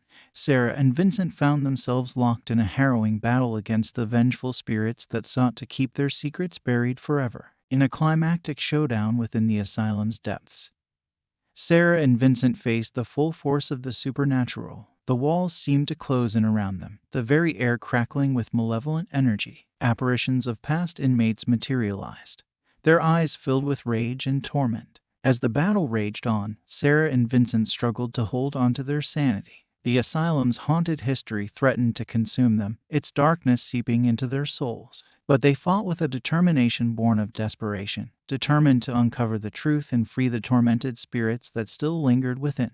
In the end, it was a sacrifice that brought redemption. Vincent, consumed by guilt and a desire to atone for his sins, made the ultimate sacrifice to free the asylum's spirits. With a selfless act of bravery, he banished the malevolent forces that had plagued the asylum for centuries, breaking the curse that had bound him. The asylum, once a place of unspeakable horrors, now stood silent and still. The tortured souls of its past inhabitants had found peace at last, their anguished cries replaced by a haunting, melancholic silence. As Sarah left the asylum behind, she knew that the thin line between sanity and madness had been tested, and the ghosts of the past had been laid to rest. The search for redemption had brought an end to the asylum's torment, and Vincent, though lost to her forever, had found the salvation he so desperately sought. In the Pacific Northwest, where the dense fog rolled in like a shroud, there lay a coastal town that harbored a sinister secret. It was a place of eerie landscapes and hidden mysteries, where the whispers of the sea seemed to carry the town's darkest secrets.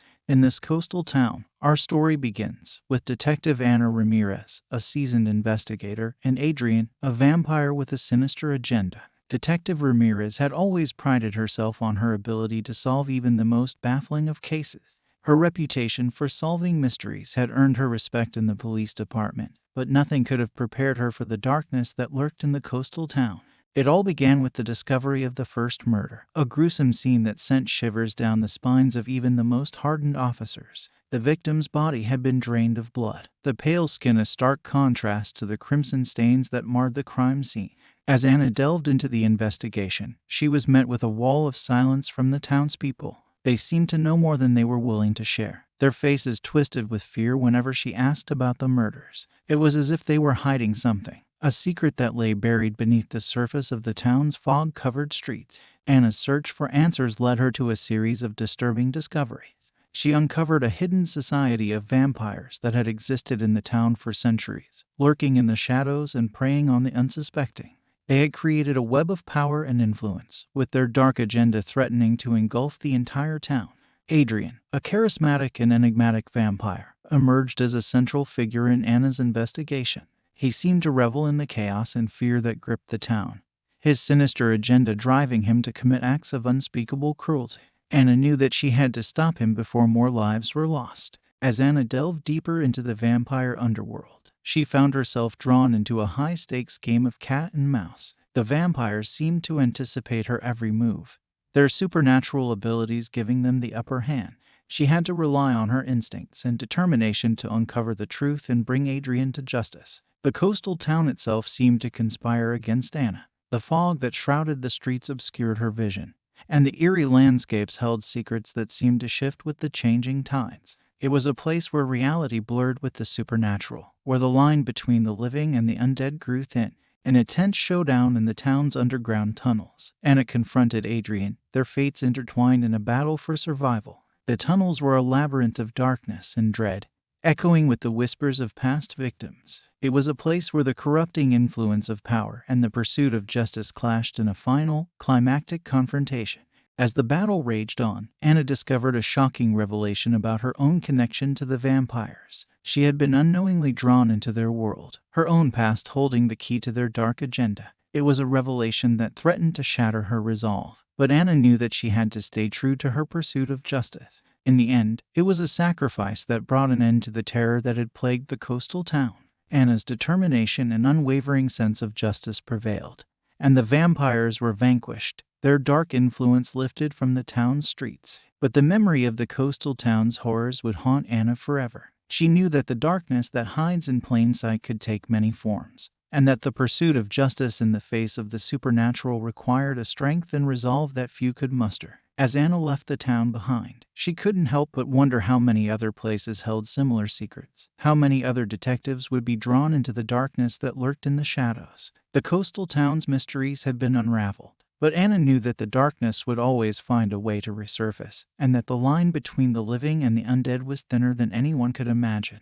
In a forgotten town, hidden away from the world, there stood a Gothic, labyrinthine library, a vast repository of knowledge and secrets. Its towering shelves held countless tomes, their pages heavy with the weight of centuries. In this labyrinth of knowledge, our story begins with Isabella, a bookish librarian, and Count Lucian, a vampire seeking forbidden knowledge. Isabella had always found solace among the musty, ancient pages of the library. It was a place where the past whispered in hushed tones, and the secrets of the world were hidden within its labyrinthine corridors. Her quiet life as the librarian of this forgotten town was one of solitude and contentment. But all that changed with the arrival of Count Lucian. He was a figure shrouded in mystery, his dark eyes filled with a hunger for knowledge that sent shivers down Isabella's spine. Lucian sought a rare and forbidden tome, a book rumored to hold the key to unlocking unimaginable power. As Isabella reluctantly assisted Lucian in his search, she couldn't shake the feeling that she was playing with forces beyond her understanding. The library held many secrets, and some were best left untouched. But Lucian's obsession with the forbidden knowledge within the elusive tome drove him forward, undeterred by the danger it posed. Their search led them deeper into the labyrinth of the library, where hidden passages and esoteric texts revealed themselves like pieces of a sinister puzzle. Isabella realized that the library itself seemed to conspire with Lucian, its walls shifting and rearranging to keep its darkest secrets hidden. As the search for the forbidden tome intensified, Isabella's sense of foreboding grew. She knew that the pursuit of knowledge at any cost could lead to dire consequences, and she was determined to protect the library's secrets from falling into the wrong hands. In a climactic showdown amidst the towering shelves of the library, Isabella and Lucian faced off, their fates intertwined in a battle of wits and wills. The very atmosphere seemed charged with the power of the arcane as they grappled for control of the forbidden tome.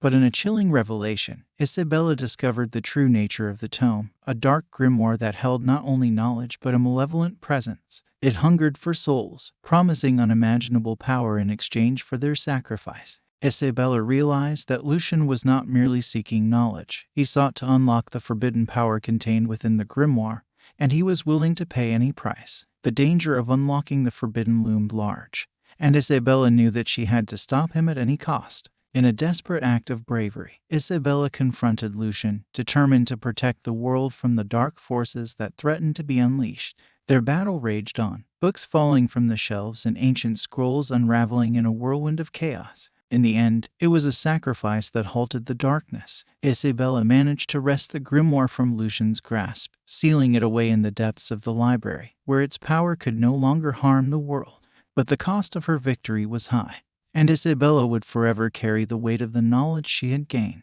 As Isabella emerged from the labyrinthine library, she knew that the consequences of tampering with the arcane were not to be taken lightly. The pursuit of knowledge, while noble, could lead to the darkest of places, and the forbidden must remain hidden for a reason.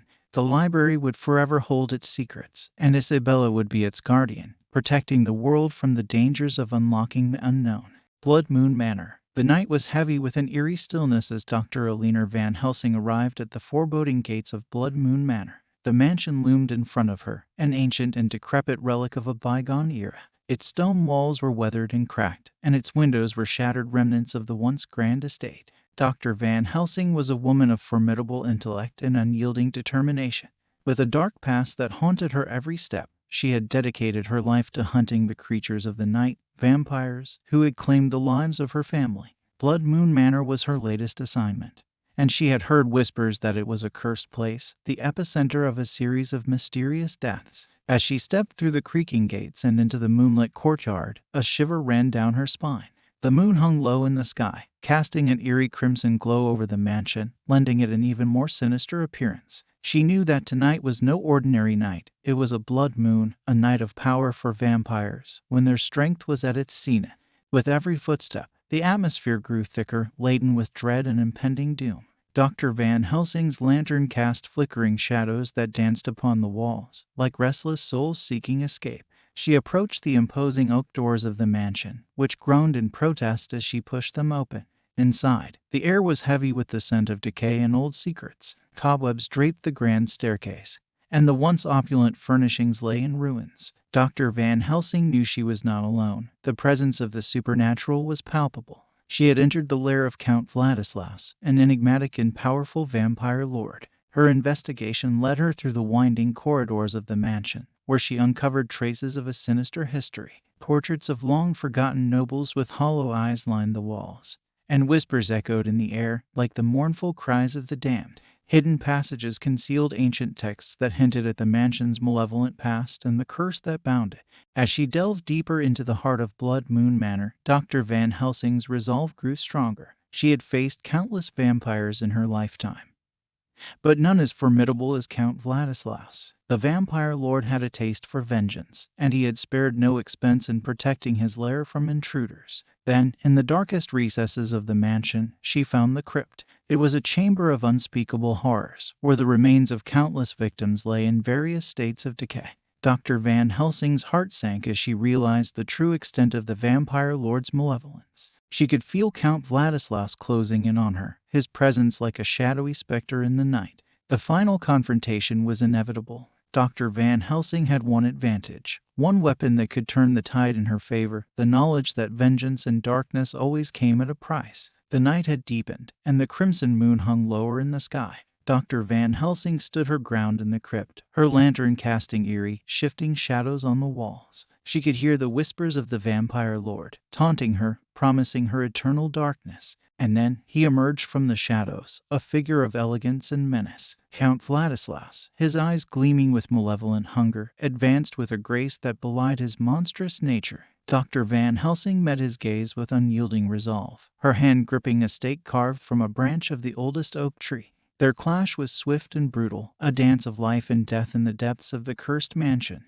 Count Vladislaus moved with supernatural speed, his fangs bared and his claws extended.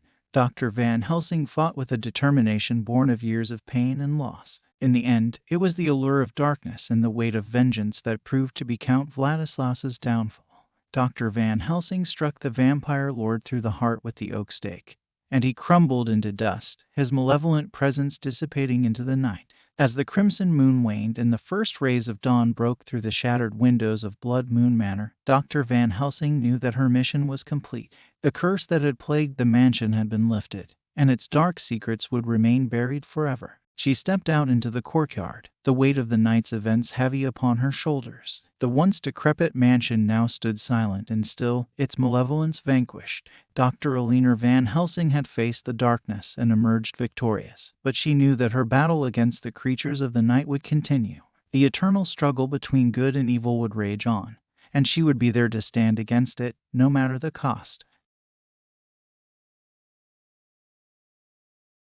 Shadows of the Vampire. In the heart of the Carpathian Mountains, where the dense forests cast long, haunting shadows, there lay a small, isolated village. This village, hidden away from the world, held a dark secret that few dared to whisper about. It was a place where the veil between reality and nightmare was thin, and where the innocence of its people was constantly threatened by an ancient evil. Among the villagers was a young woman named Alina. With raven-black hair and a spirit filled with curiosity, she had always been drawn to the mysteries that shrouded her home. Yet, nothing could have prepared her for the horrors that awaited her in the depths of the forest. As the village slept under the silvery glow of the moon, Alina's restless soul urged her to explore the unknown. She crept through the dark woods, her steps cautious but filled with determination. Her curiosity had led her to stories of a malevolent force that haunted their village, a vampire named Lord Damien.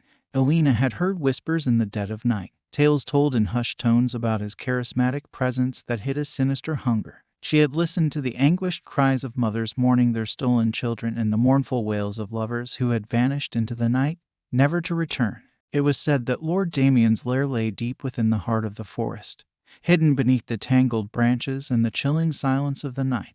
And it was there, guided by an eerie intuition, that Alina found herself standing before the entrance to the vampire's lair. The air grew colder with each step she took into the depths of the cave. Shadows danced upon the walls, their movements both hypnotic and menacing. Alina's heart pounded in her chest as she ventured further, guided only by a faint, otherworldly whisper that urged her onward. As she reached the heart of the cave, her lantern's dim light revealed a horrifying sight. The cave's walls were lined with skeletal remains, their hollow eyes seeming to watch her every move. It was a chilling testament to the countless lives that had been claimed by Lord Damien's insatiable thirst for blood. Alina's breath caught in her throat as she realized the magnitude of the danger she had placed herself in.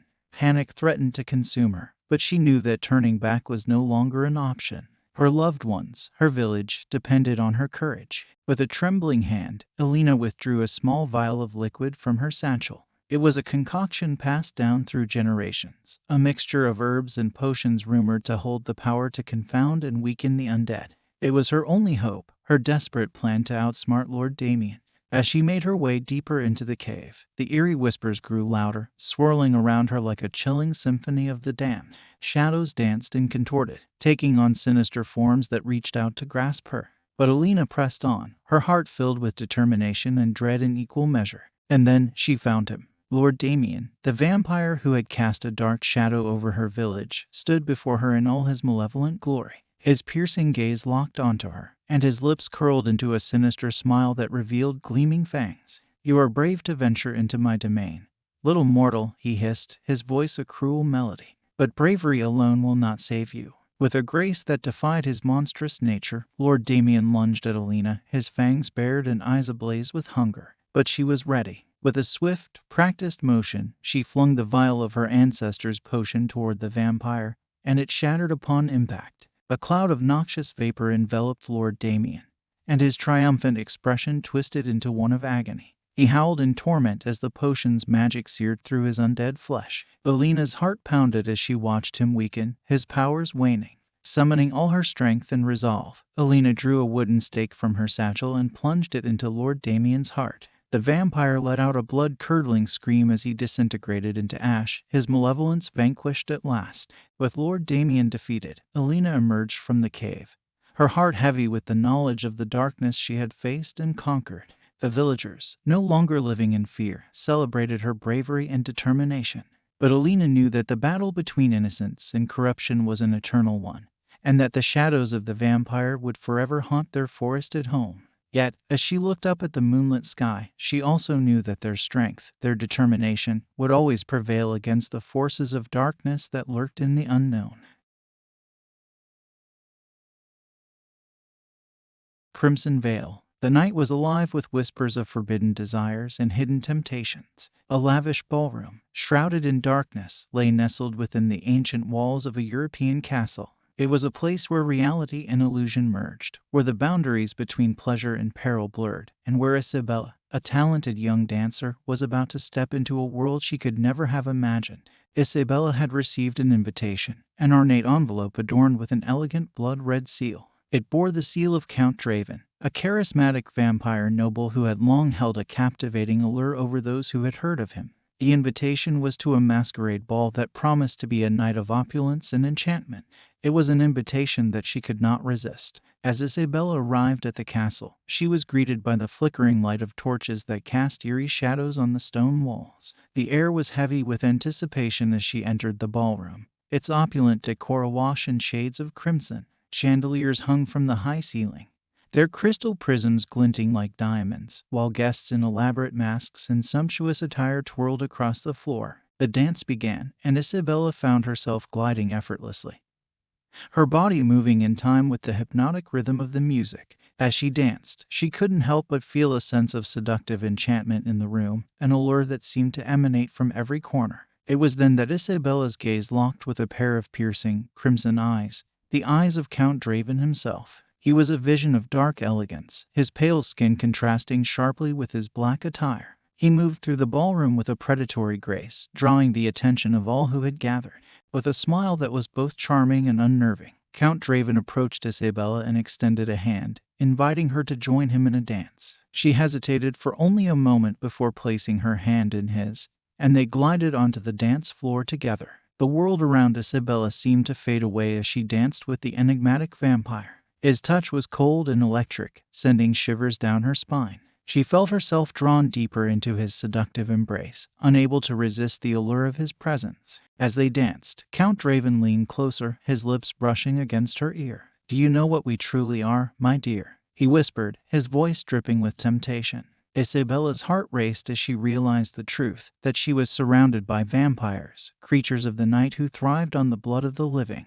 The other guests wore masks of beauty and elegance, but beneath the facade, they were predators in disguise. The ballroom pulsed with a dark, hypnotic energy, and Isabella's fear mingled with a thrilling sense of danger. She had entered a world of temptation and forbidden desires, where the line between pleasure and peril was razor thin. As the night wore on, Count Draven led Isabella to a secluded alcove, hidden behind a heavy, crimson velvet curtain. There, away from the prying eyes of the other guests, he revealed more of his true nature. His fangs extended, glistening in the dim light, and he leaned closer to her neck, his breath hot against her skin.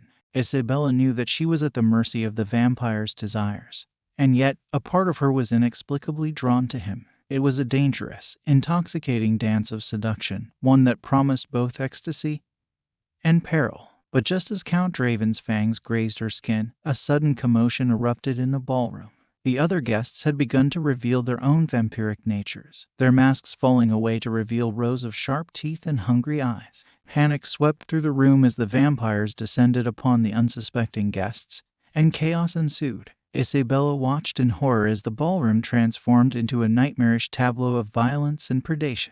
With a surge of adrenaline, Isabella pushed away from Count Draven, her heart pounding with fear and determination. She knew that she had to escape the castle and the darkness that had ensnared her. As she fled through the winding corridors of the castle, she could hear the vampires' bloodthirsty cries behind her. They pursued her with a relentless hunger, their predatory instincts driving them to seek the taste of her blood. Finally, Isabella burst through the castle doors and into the moonlit courtyard. She ran through the gardens, her breath ragged, her heart racing. The moon hung low in the sky, casting an ethereal glow over the ancient stones. But just as she thought she had evaded her pursuers, Count Draven appeared before her, his eyes aflame with hunger. He cornered her against a stone wall, his fangs inches from her throat. In that desperate moment, Isabella reached into her satchel and withdrew a vial of holy water. With trembling hands, she splashed it onto Count Draven's face, and he howled in pain as the holy power burned his undead flesh. With a final, desperate push, Isabella shoved him away and sprinted into the night. She could hear Count Draven's enraged cries echoing through the castle as she disappeared into the darkness.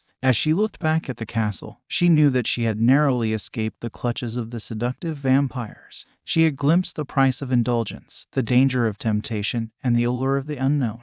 And as the first rays of dawn broke over the horizon, Isabella knew that she had survived a night of terror and seduction, but the memory of the crimson veil would haunt her dreams forever.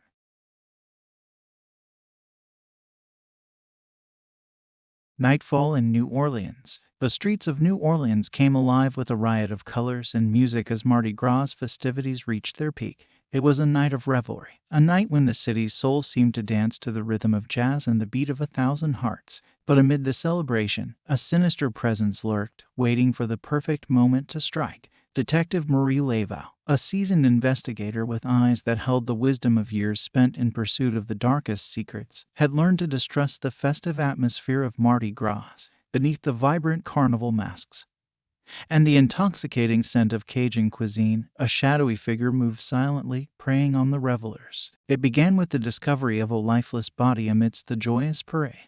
A young woman, her eyes wide with terror, lay cold and pale on the cobblestone street, a mask of crimson and gold next to her. It was a gruesome sight amidst the vibrant celebration, a reminder that darkness could intrude even upon the brightest of festivities. Detective Laval knew that she had to act swiftly. She followed the trail of blood through the labyrinthine streets, her footsteps echoing in the night. The city seemed to hold its breath as if anticipating the next victim, and the music of the parade grew distant as she delved deeper into the heart of the night. It was then that she saw him, a man with an air of predatory elegance, dressed in a tuxedo that seemed out of place amidst the carnival costumes. His name was Marcel, and he was a vampire with a taste for revelry. He moved through the crowded streets with an effortless grace, blending seamlessly with the throngs of festival-goers. Detective Laval's pursuit of Marcel led her through a maze of elaborate Mardi Gras costumes and whispered legends of the Bay. She could feel his presence, a chilling shadow in the midst of celebration. But the vampire remained elusive, slipping through her grasp like a phantom. As the night wore on, Detective Laval sought the guidance of a voodoo priestess, a wise woman who dwelled in the heart of the city. The priestess spoke of ancient legends and the delicate balance between light and darkness during Mardi Gras. She provided Detective Laval with a vial of enchanted water, blessed with the power to reveal the vampire's true nature. Armed with the voodoo priestess's gift, Detective Laval continued her pursuit. She followed the trail of revelers, each step taking her closer to Marcel and the impending danger. The streets of New Orleans pulsed with energy, but the detective could sense the darkness lurking beneath the joyful facade.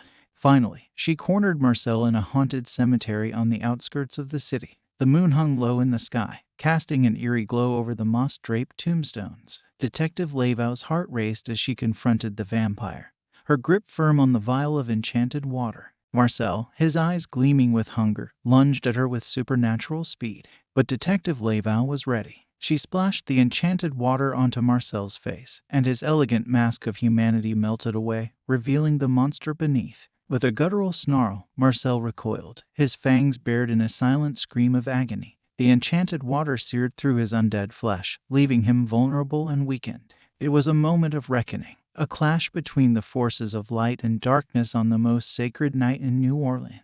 Detective Laval knew that she had to act swiftly. She drew a wooden stake from her coat, its sharpened tip glinting in the moonlight. With a determined thrust, she plunged it into Marcel's heart, and he crumbled into dust. His reign of terror ended. As the first rays of dawn broke over the haunted cemetery, Detective Marie Laveau stood victorious, a symbol of the resilience of the human spirit against the lurking horrors of the night.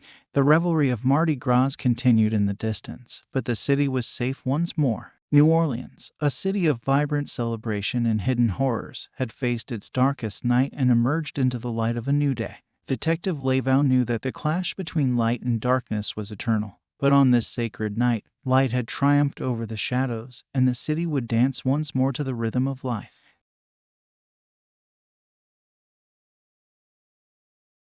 Midnight Express. Beneath the bustling metropolis, hidden from the world above, lay a labyrinthine nightmare, an abandoned subway station overrun by vampires. Its dark, forgotten tunnels echoed with the whispered secrets of the undead. And in the depths of the subterranean world, Max and a group of survivors fought for their lives. Max, a resourceful survivor with the weariness of countless sleepless nights etched into his features, had discovered the subway station as a last refuge. Its grimy walls were adorned with eerie graffiti, and flickering lights cast long, menacing shadows. It was a place where the fear of confinement clawed at their minds. But it was also their only chance of survival. The vampires had descended upon the city like a plague, their numbers multiplying with each passing night. Victor, their cunning leader, had found a haven beneath the city's streets, and he ruled the underground world with an iron grip. Max and his fellow survivors knew that they could not stay hidden forever. Food and supplies were running low, and their desperate attempts to outsmart the vampires had grown increasingly dangerous. They had to escape the underground labyrinth, but the tunnels were a treacherous maze of darkness and peril. One fateful night, as the survivors huddled together in the subway station, Max made a decision. With grim determination, he rallied the group and outlined a plan to escape through the tunnels, avoiding the vampires' hunting grounds and reaching the surface. Their journey through the underground labyrinth was a harrowing one. The flickering lights cast eerie, shifting shadows that seemed to come to life. Every creak and echo of the tunnels was a reminder of the lurking danger, and the constant threat of vampire attacks kept their nerves on edge. As they pressed on, Max could feel the hopelessness of their situation closing in. The tunnels seemed to stretch on endlessly, their confinement suffocating. Yet, he knew that giving in to despair was not an option.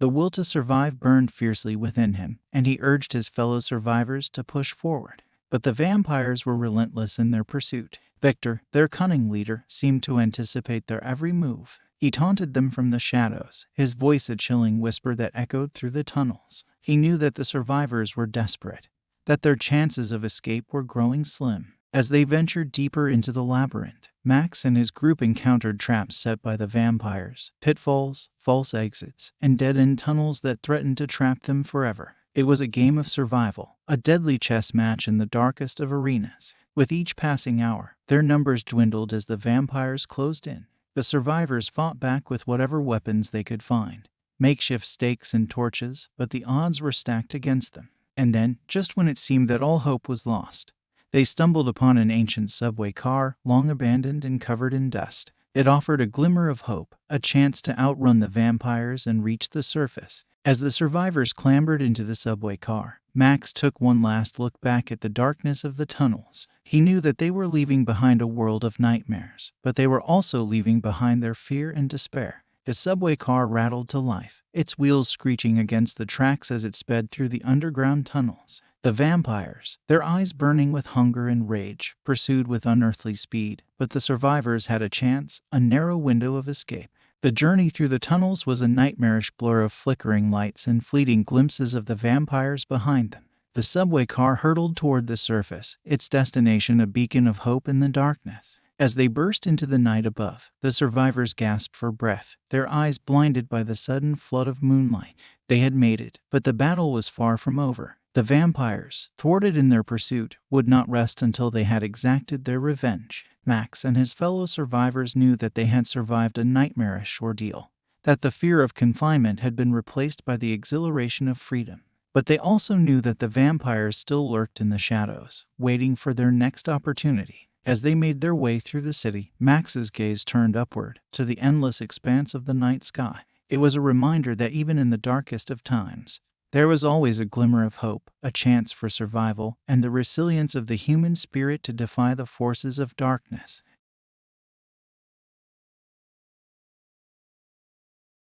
The Vampires of Vienna. In the heart of 19th century Vienna, a city steeped in history and culture, where the grandeur of palaces and the elegance of ballrooms hid secrets darker than the deepest shadows, Professor Johann von Helsing arrived with a purpose. He was a scholar of the occult, a seeker of the unknown, and his journey had brought him to this city where history and horror intertwine. Vienna's cobblestone streets whispered tales of long-forgotten societies. Vampires, creatures of the night who had thrived in the shadows of history. They had hidden themselves well beneath the facade of aristocratic grandeur and the strains of Viennese classical music. As Professor von Helsing delved deeper into the city's mysteries, he discovered a resurgence of vampire activity, a resurgence that threatened the delicate balance between the living and the undead. The professor knew that he had to uncover the truth, to unravel the secrets that had been carefully hidden away for centuries. It was in the dimly lit corridors of Vienna's underground catacombs that he first encountered Lady Isolde, a vampire with a tragic past. Her eyes, once filled with the light of life, now bore the weight of centuries of darkness. She had been part of the hidden vampire society that lurked in the city's shadows, but she sought redemption, a way to escape the eternal curse that bound her. Their paths had crossed in the most unlikely of places, a forgotten chamber deep within the catacombs, where Lady Isolde had been imprisoned by her own kind. Professor von Helsing, armed with his knowledge of the occult and the strength of his convictions, had come to confront the vampire threat, but he had not expected to encounter such a complex figure. Lady Isolde's beauty was haunting, her presence a blend of elegance and despair. She spoke of a past filled with longing and regret, a past that had driven her to seek forgiveness for the unspeakable deeds of her kind. As Professor von Helsing delved deeper into the world of Vienna's vampires, he uncovered a complex web of politics and power struggles, where ancient rivalries and forbidden desires simmered beneath the surface. The vampire society was governed by a council of elders, each with their own hidden agendas, and it was clear that the balance between the old and new worlds was fragile. Amidst the grandeur of Vienna's opulent ballrooms and the haunting strains of a vampire opera that echoed through the night, Professor von Helsing and Lady Isolde formed an uneasy alliance. She shared with him the secrets of her kind, the vulnerabilities and strengths of the vampires, and he in turn offered her a glimmer of hope for redemption. Their relationship was a complex dance of trust and betrayal, a dance that mirrored the elegance and horror of Vienna itself. Lady Isolde longed for forgiveness, for a chance to break free from the chains of her vampiric nature, while Professor von Helsing remained resolute in his mission to uncover the truth and protect the living. As they delved deeper into the heart of the vampire society, they discovered a hidden plot, a plan to unleash a new wave of darkness upon the city. The Council of Elders, driven by their thirst for power, sought to expand their influence and control over Vienna, threatening the very fabric of the city's existence. Professor von Helsing and Lady Isolde knew that they had to act swiftly. They ventured into the depths of the catacombs, where the Council of Elders held their meetings, their plans veiled in secrecy and shadow. It was a treacherous journey, filled with traps and betrayals, but they pressed on, driven by their shared goal. In the climactic showdown, amidst the haunting echoes of the vampire opera, Professor von Helsing and Lady Isolde confronted the Council of Elders. The battle that ensued was a testament to their resilience and determination, a clash of old and new worlds, of forgiveness and vengeance. In the end, they emerged victorious, but not without sacrifices. The Council of Elders was vanquished, and Vienna was freed from the looming darkness that had threatened to consume it. Lady Isolde, her thirst for redemption finally realized, made the ultimate sacrifice to protect the city she had once terrorized. As the first rays of dawn broke over Vienna, Professor Johann von Helsing stood amidst the ruins of the vampire society, a symbol of the enduring power of love and forgiveness in the face of darkness. The city, with its grandeur and elegance, had been saved, and the echoes of its haunted past slowly faded into history. In the heart of 19th century Vienna, where elegance and horror had danced a delicate waltz, the vampires of old had been vanquished, and a new chapter had begun, a chapter where the past and present could coexist, where forgiveness could conquer even the darkest of desires. The haunting of Harrogate House. The fog clung to the edges of Harrogate House like a shroud, obscuring the sprawling, decaying mansion that stood on the outskirts of the fog-shrouded town. Sarah had inherited this cursed house, a place of chilling legends and whispered tales, and now she returned to uncover the tragic history that lay within its decaying walls. Sarah, a young woman with a heavy heart and a determination to unravel the mysteries of her past, had been drawn back to her ancestral home. The weight of family legacies hung heavy upon her, and she felt an unspoken obligation to confront the secrets that had plagued her family for generations. As she stepped through the creaking front door of Harrogate House, she was greeted by an oppressive silence, broken only by the faint echo of her own footsteps on the worn wooden floors. Cobwebs draped from the ornate chandeliers, and dust-covered portraits of her ancestors lined the walls, each with their own haunting story to tell. But it was not the portraits that troubled Sarah the most. It was the ghostly presence that seemed to linger in the corners of her vision. Samuel, a vampire from her family's distant past, had made this house his eternal prison. His tragic history was intertwined with that of Harrogate House, and he was bound to it by a curse that defied the boundaries between life and death. As Sarah delved deeper into the mysteries of the house, she uncovered the dark and tragic past of Samuel. He had been a man consumed by darkness, a vampire who had sought eternal life at a terrible cost. The curse that bound him to the mansion had been a result of his insatiable thirst for power and immortality. Sarah's ancestors had discovered Samuel's dark secret and had imprisoned him within the mansion's walls. His ghostly presence had haunted the house for centuries, a reminder of the price that had been paid for the family's legacy. With each passing day, Samuel's spirit grew stronger, and Sarah could feel his malevolent presence closing in.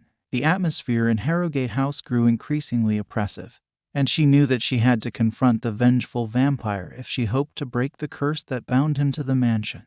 It was on a moonless night, as the fog outside enveloped the house in an impenetrable shroud, that Sarah came face to face with Samuel's spirit. She stood in the dimly lit drawing room, surrounded by the eerie silence of the mansion. Samuel's ghostly form materialized before her, his eyes filled with an otherworldly hunger. He spoke of his torment, of the centuries he had spent in darkness, and the bitterness that had consumed his soul. He longed for release, for a chance to break free from the curse that bound him to the house. But Sarah knew that the curse was not easily broken. It was a curse born of dark deeds and unforgivable sins, and it had endured through generations. She realized that she was the key to breaking the curse, that her presence in Harrogate House held the power to confront the darkness of her family's past. With a heavy heart, Sarah made a fateful decision. She would confront the darkness within the mansion, the legacy of her ancestors, and the vengeful vampire that haunted its halls. She would seek a way to break the curse, to free Samuel's tormented spirit from its eternal prison. As she delved deeper into the house's hidden passages and long-forgotten secrets, Sarah uncovered the key to breaking the curse, a long-lost family heirloom, a relic of her family's dark past. With the relic in hand, she confronted Samuel in a chilling showdown that would determine the fate of Harrogate House and its haunted legacy. In the dimly lit drawing room, the relic glowed with an otherworldly light as Sarah faced Samuel's ghostly presence. The boundaries between life and death seemed to blur, and the house itself groaned as if in agony. With a final, desperate act, Sarah used the relic to banish Samuel's spirit from Harrogate House, breaking the curse that had bound him for centuries. The mansion trembled, and Samuel's agonized cries echoed through the halls as he faded into oblivion.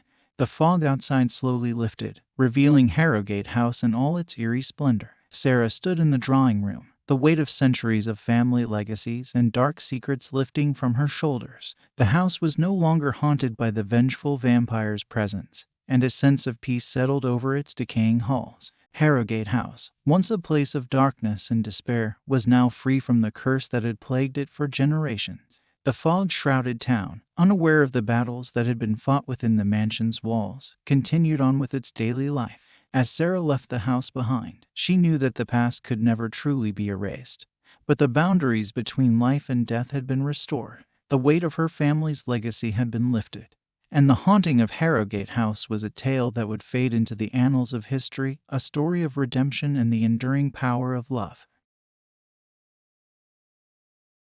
Midnight at the Carnival. In the darkest hour of the night, when the world slept and the moon hung low in the sky, a macabre carnival emerged from the depths of shadow, appearing in an abandoned field on the outskirts of town. It was a place of twisted wonders, where nightmares danced with reality, and the living dared to glimpse the otherworldly. Leela, a young woman with an insatiable curiosity, had heard whispers of the mysterious midnight carnival that appeared only in the witching hour. Its allure was undeniable, drawing her like a moth to a flame. She longed to unravel the secrets hidden within its twisted tents and grotesque performances. As Leela approached the field where the carnival stood, a sense of foreboding washed over her. The air was thick with an eerie stillness, and the flickering lanterns that illuminated the carnival's entrance cast long, menacing shadows. She knew that once she crossed the threshold, there would be no turning back. The entrance to the carnival was marked by a tattered banner that read "Midnight at the Carnival" in macabre, swirling letters. Leela hesitated for a moment, her heart pounding in her chest. But her curiosity overcame her fear, and she stepped inside. The world she entered was a surreal dreamscape, a nightmare brought to life. Twisted attractions lined the carnival grounds, a hall of mirrors that distorted reality, a hypnotic, vampiric dance troupe that moved with otherworldly grace, and a fortune-teller's tent where the future was foretold in blood. But it was the ringmaster, a tall, sinister figure named Lucius, who held Leela's attention. His eyes were like pools of darkness, and his voice dripped with honeyed malevolence as he invited her to become part of the carnival's grotesque performance. Leela was unable to resist the allure of the bazaar, and she found herself entangled in the carnival's nightmarish acts. She was strapped to a spinning wheel, where knives hurled through the air with deadly precision, narrowly missing her. She was placed in a cage and paraded before the carnival's audience, who jeered and applauded as if they were witnessing a grand spectacle. The boundary between reality and illusion blurred, and Leela felt as if she had been transported to a realm beyond the mortal world. The carnival's grotesque performers, with their contorted bodies and twisted smiles, seemed to exist outside of time and space, trapped in an eternal performance of the bizarre. As the night wore on, Leela's sense of dread deepened. She knew that she had become a pawn in the carnival's nightmarish game, a puppet in the hands of a malevolent ringmaster. She longed to escape the carnival's clutches, to break free from its hypnotic hold, but the more she struggled, the tighter the chains of her captivity grew. It was then that she discovered the true nature of the carnival and its ringmaster, Lucius. As the clock struck midnight, the carnival underwent a grotesque transformation. The performers' bodies contorted and twisted, their faces contorting into nightmarish masks. They revealed their true selves, vampires, creatures of the night who thrived on the terror of the living. Leela's heart pounded as she realized the horrifying truth. The carnival was a trap, a feeding ground for the vampires, and she had unwittingly become their prey. Lucius, the ringmaster, was their leader, and he reveled in the fear and despair of his captives. In a final, horrifying revelation, Lucius revealed his fangs and lunged at Leela, his eyes gleaming with hunger. She could feel the cold, sharp points of his teeth as they sank into her neck, and a searing pain shot through her body. But as her vision faded, as the darkness of the carnival closed in around her, Leela summoned every ounce of her willpower and fought back. With a desperate burst of strength, she broke free from the ringmaster's grasp and fled into the night. The carnival and its nightmarish performers chased after her, their grotesque forms illuminated by the pale moonlight. Leela's heart pounded in her chest as she ran, her breath coming in ragged gasps, but she refused to succumb to the darkness that pursued her. As the first rays of dawn broke over the horizon, Leela reached the edge of the carnival grounds. The vampires, bound by their curse, were forced to retreat, their grotesque forms dissolving into the shadows. Leela collapsed to the ground, her body battered and bruised, but her spirit unbroken. She had survived the nightmarish carnival, had escaped the clutches of the vampiric ringmaster, and had returned to the world of the living. As she lay on the cold, damp ground, Leela knew that the carnival would return, that its macabre wonders would once again tempt the curious and the daring. But she also knew that she had faced the nightmare and had emerged from the other side, a survivor of the horrors that lurked in the darkest corners of the human psyche. Midnight at the Carnival was a tale whispered in hushed tones, a story of the allure of the bizarre and the consequences of curiosity. It was a nightmare brought to life, a surreal dreamscape where reality and illusion danced in a twisted waltz, and where the line between life and death was blurred by the haunting presence of the vampires that thrived in the darkness. The Silent Coven. In the remote reaches of Eastern Europe, where mist shrouded the land like a veil of secrets, there existed a village forgotten by time. Its name whispered only in hushed tones, for it harbored a coven of reclusive vampires who had lived in the shadows for centuries. Elena, a curious outsider with an insatiable wanderlust, had stumbled upon this mysterious village quite by accident. Her journey through the dense, fog-covered forests had led her to its hidden outskirts. The village appeared desolate, its houses sagging under the weight of time and decay. As Alina ventured deeper into the heart of the village, a sense of foreboding settled over her. It was as though the very air held its breath, waiting for something to happen. Ancient symbols adorned the walls, etched in blood-red paint, their meanings lost to all but the coven. Her presence did not go unnoticed for long. The elders, the ancient vampires who ruled the coven with an iron grip, sensed the intruder in their midst. They were the guardians of dark traditions, the keepers of secrets that dated back to a time when humanity was but a fragile flicker of life. The revelation of the vampire coven's existence sent shockwaves through the village. The humans who dwelled there had long lived in uneasy truce with the vampires, abiding by a set of unspoken rules that maintained a fragile balance between the two worlds. But Alina's arrival threatened to disrupt that delicate equilibrium. The villagers, wary of the outsiders who dared to venture into their mist-shrouded domain, watched as Alina uncovered the village's sinister secrets. She stumbled upon a cryptic, blood-filled ritual that took place beneath the pale light of the moon, a ritual that bound the coven to the village and ensured their continued survival. The elders, their eyes as old as time itself, saw in Alina a threat to their way of life. She was an outsider, an interloper in their ancient world, and they could not allow her to reveal their existence to the outside world.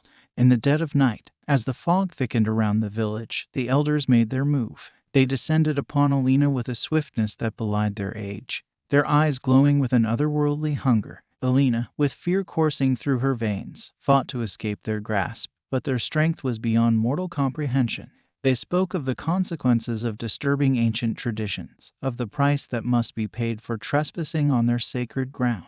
In a chilling confrontation that spanned the eerie, fog-drenched streets of the village, Alina found herself face to face with the elders. They spoke of the coven's centuries-old pact with the villagers, of the uneasy truce that had allowed both humans and vampires to coexist in a delicate balance. But Alina, with a spirit as fierce as her curiosity, refused to be cowed by their otherworldly presence. She challenged the elders, demanding to know why their existence remained hidden from the world. She questioned the price that the villagers paid in blood for the coven's protection. As the tension reached its peak, the village itself seemed to hold its breath, as though the very earth were waiting for a resolution to the age-old conflict.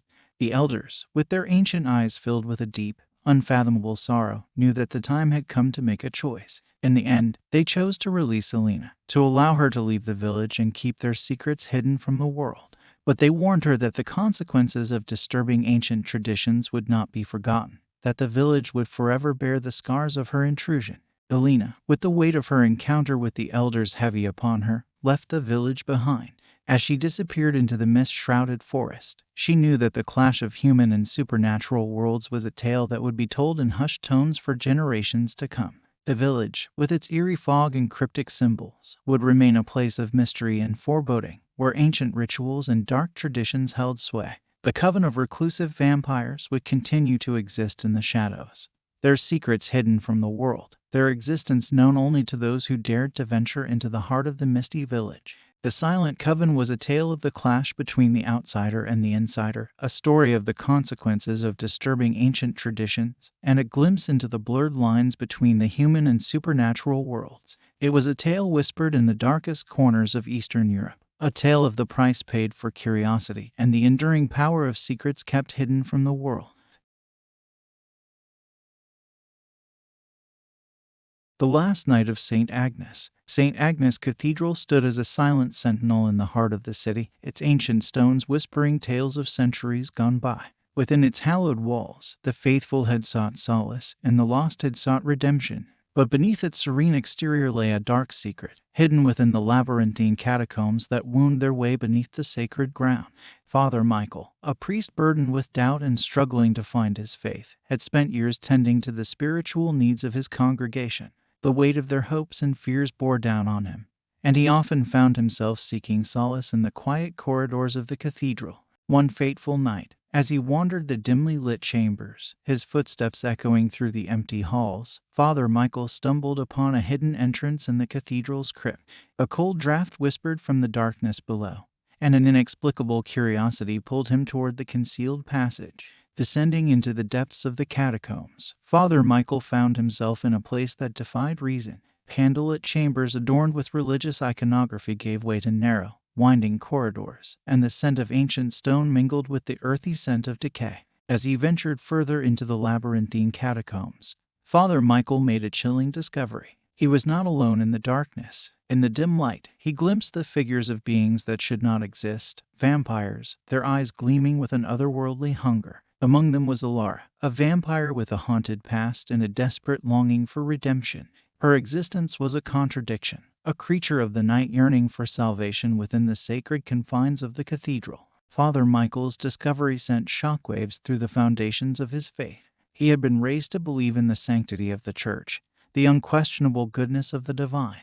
Yet here, beneath the cathedral's holiest of grounds, he found creatures that challenged the very essence of his beliefs. Alara, her voice a haunting melody that echoed through the catacombs, revealed her tragic history. She had been transformed into a vampire against her will, a victim of a relentless thirst for blood. But she had resisted the darkness within her, seeking solace within the cathedral's hallowed halls. As Father Michael listened to Alara's tale, he found himself torn between his duty as a priest and his burgeoning compassion for the vampire before him. She spoke of the complexities of good and evil, the blurred lines between right and wrong, and the longing for redemption that had kept her anchored to the cathedral. But the discovery of the vampires beneath St. Agnes Cathedral had not gone unnoticed. A vengeful vampire hunter, driven by a fanatical desire to eradicate the undead, descended upon the sacred place. He saw the vampires as abominations that defiled the sanctity of the church, and he was determined to cleanse the cathedral of their presence. As the catacombs became a battleground between the priest, the vampire, and the vampire hunter, the cathedral itself seemed to hold its breath.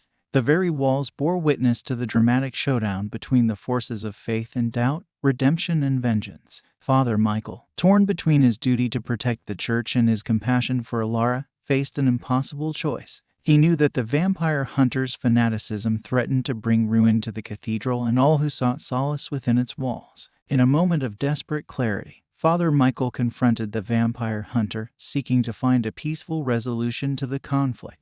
He implored the hunter to see the complexity of the situation, the potential for redemption that lay within the vampires. But the hunter, blinded by his single-minded purpose, would not be swayed. The catacombs erupted into chaos as the final, climactic showdown between the priest, the vampire, and the vampire hunter unfolded.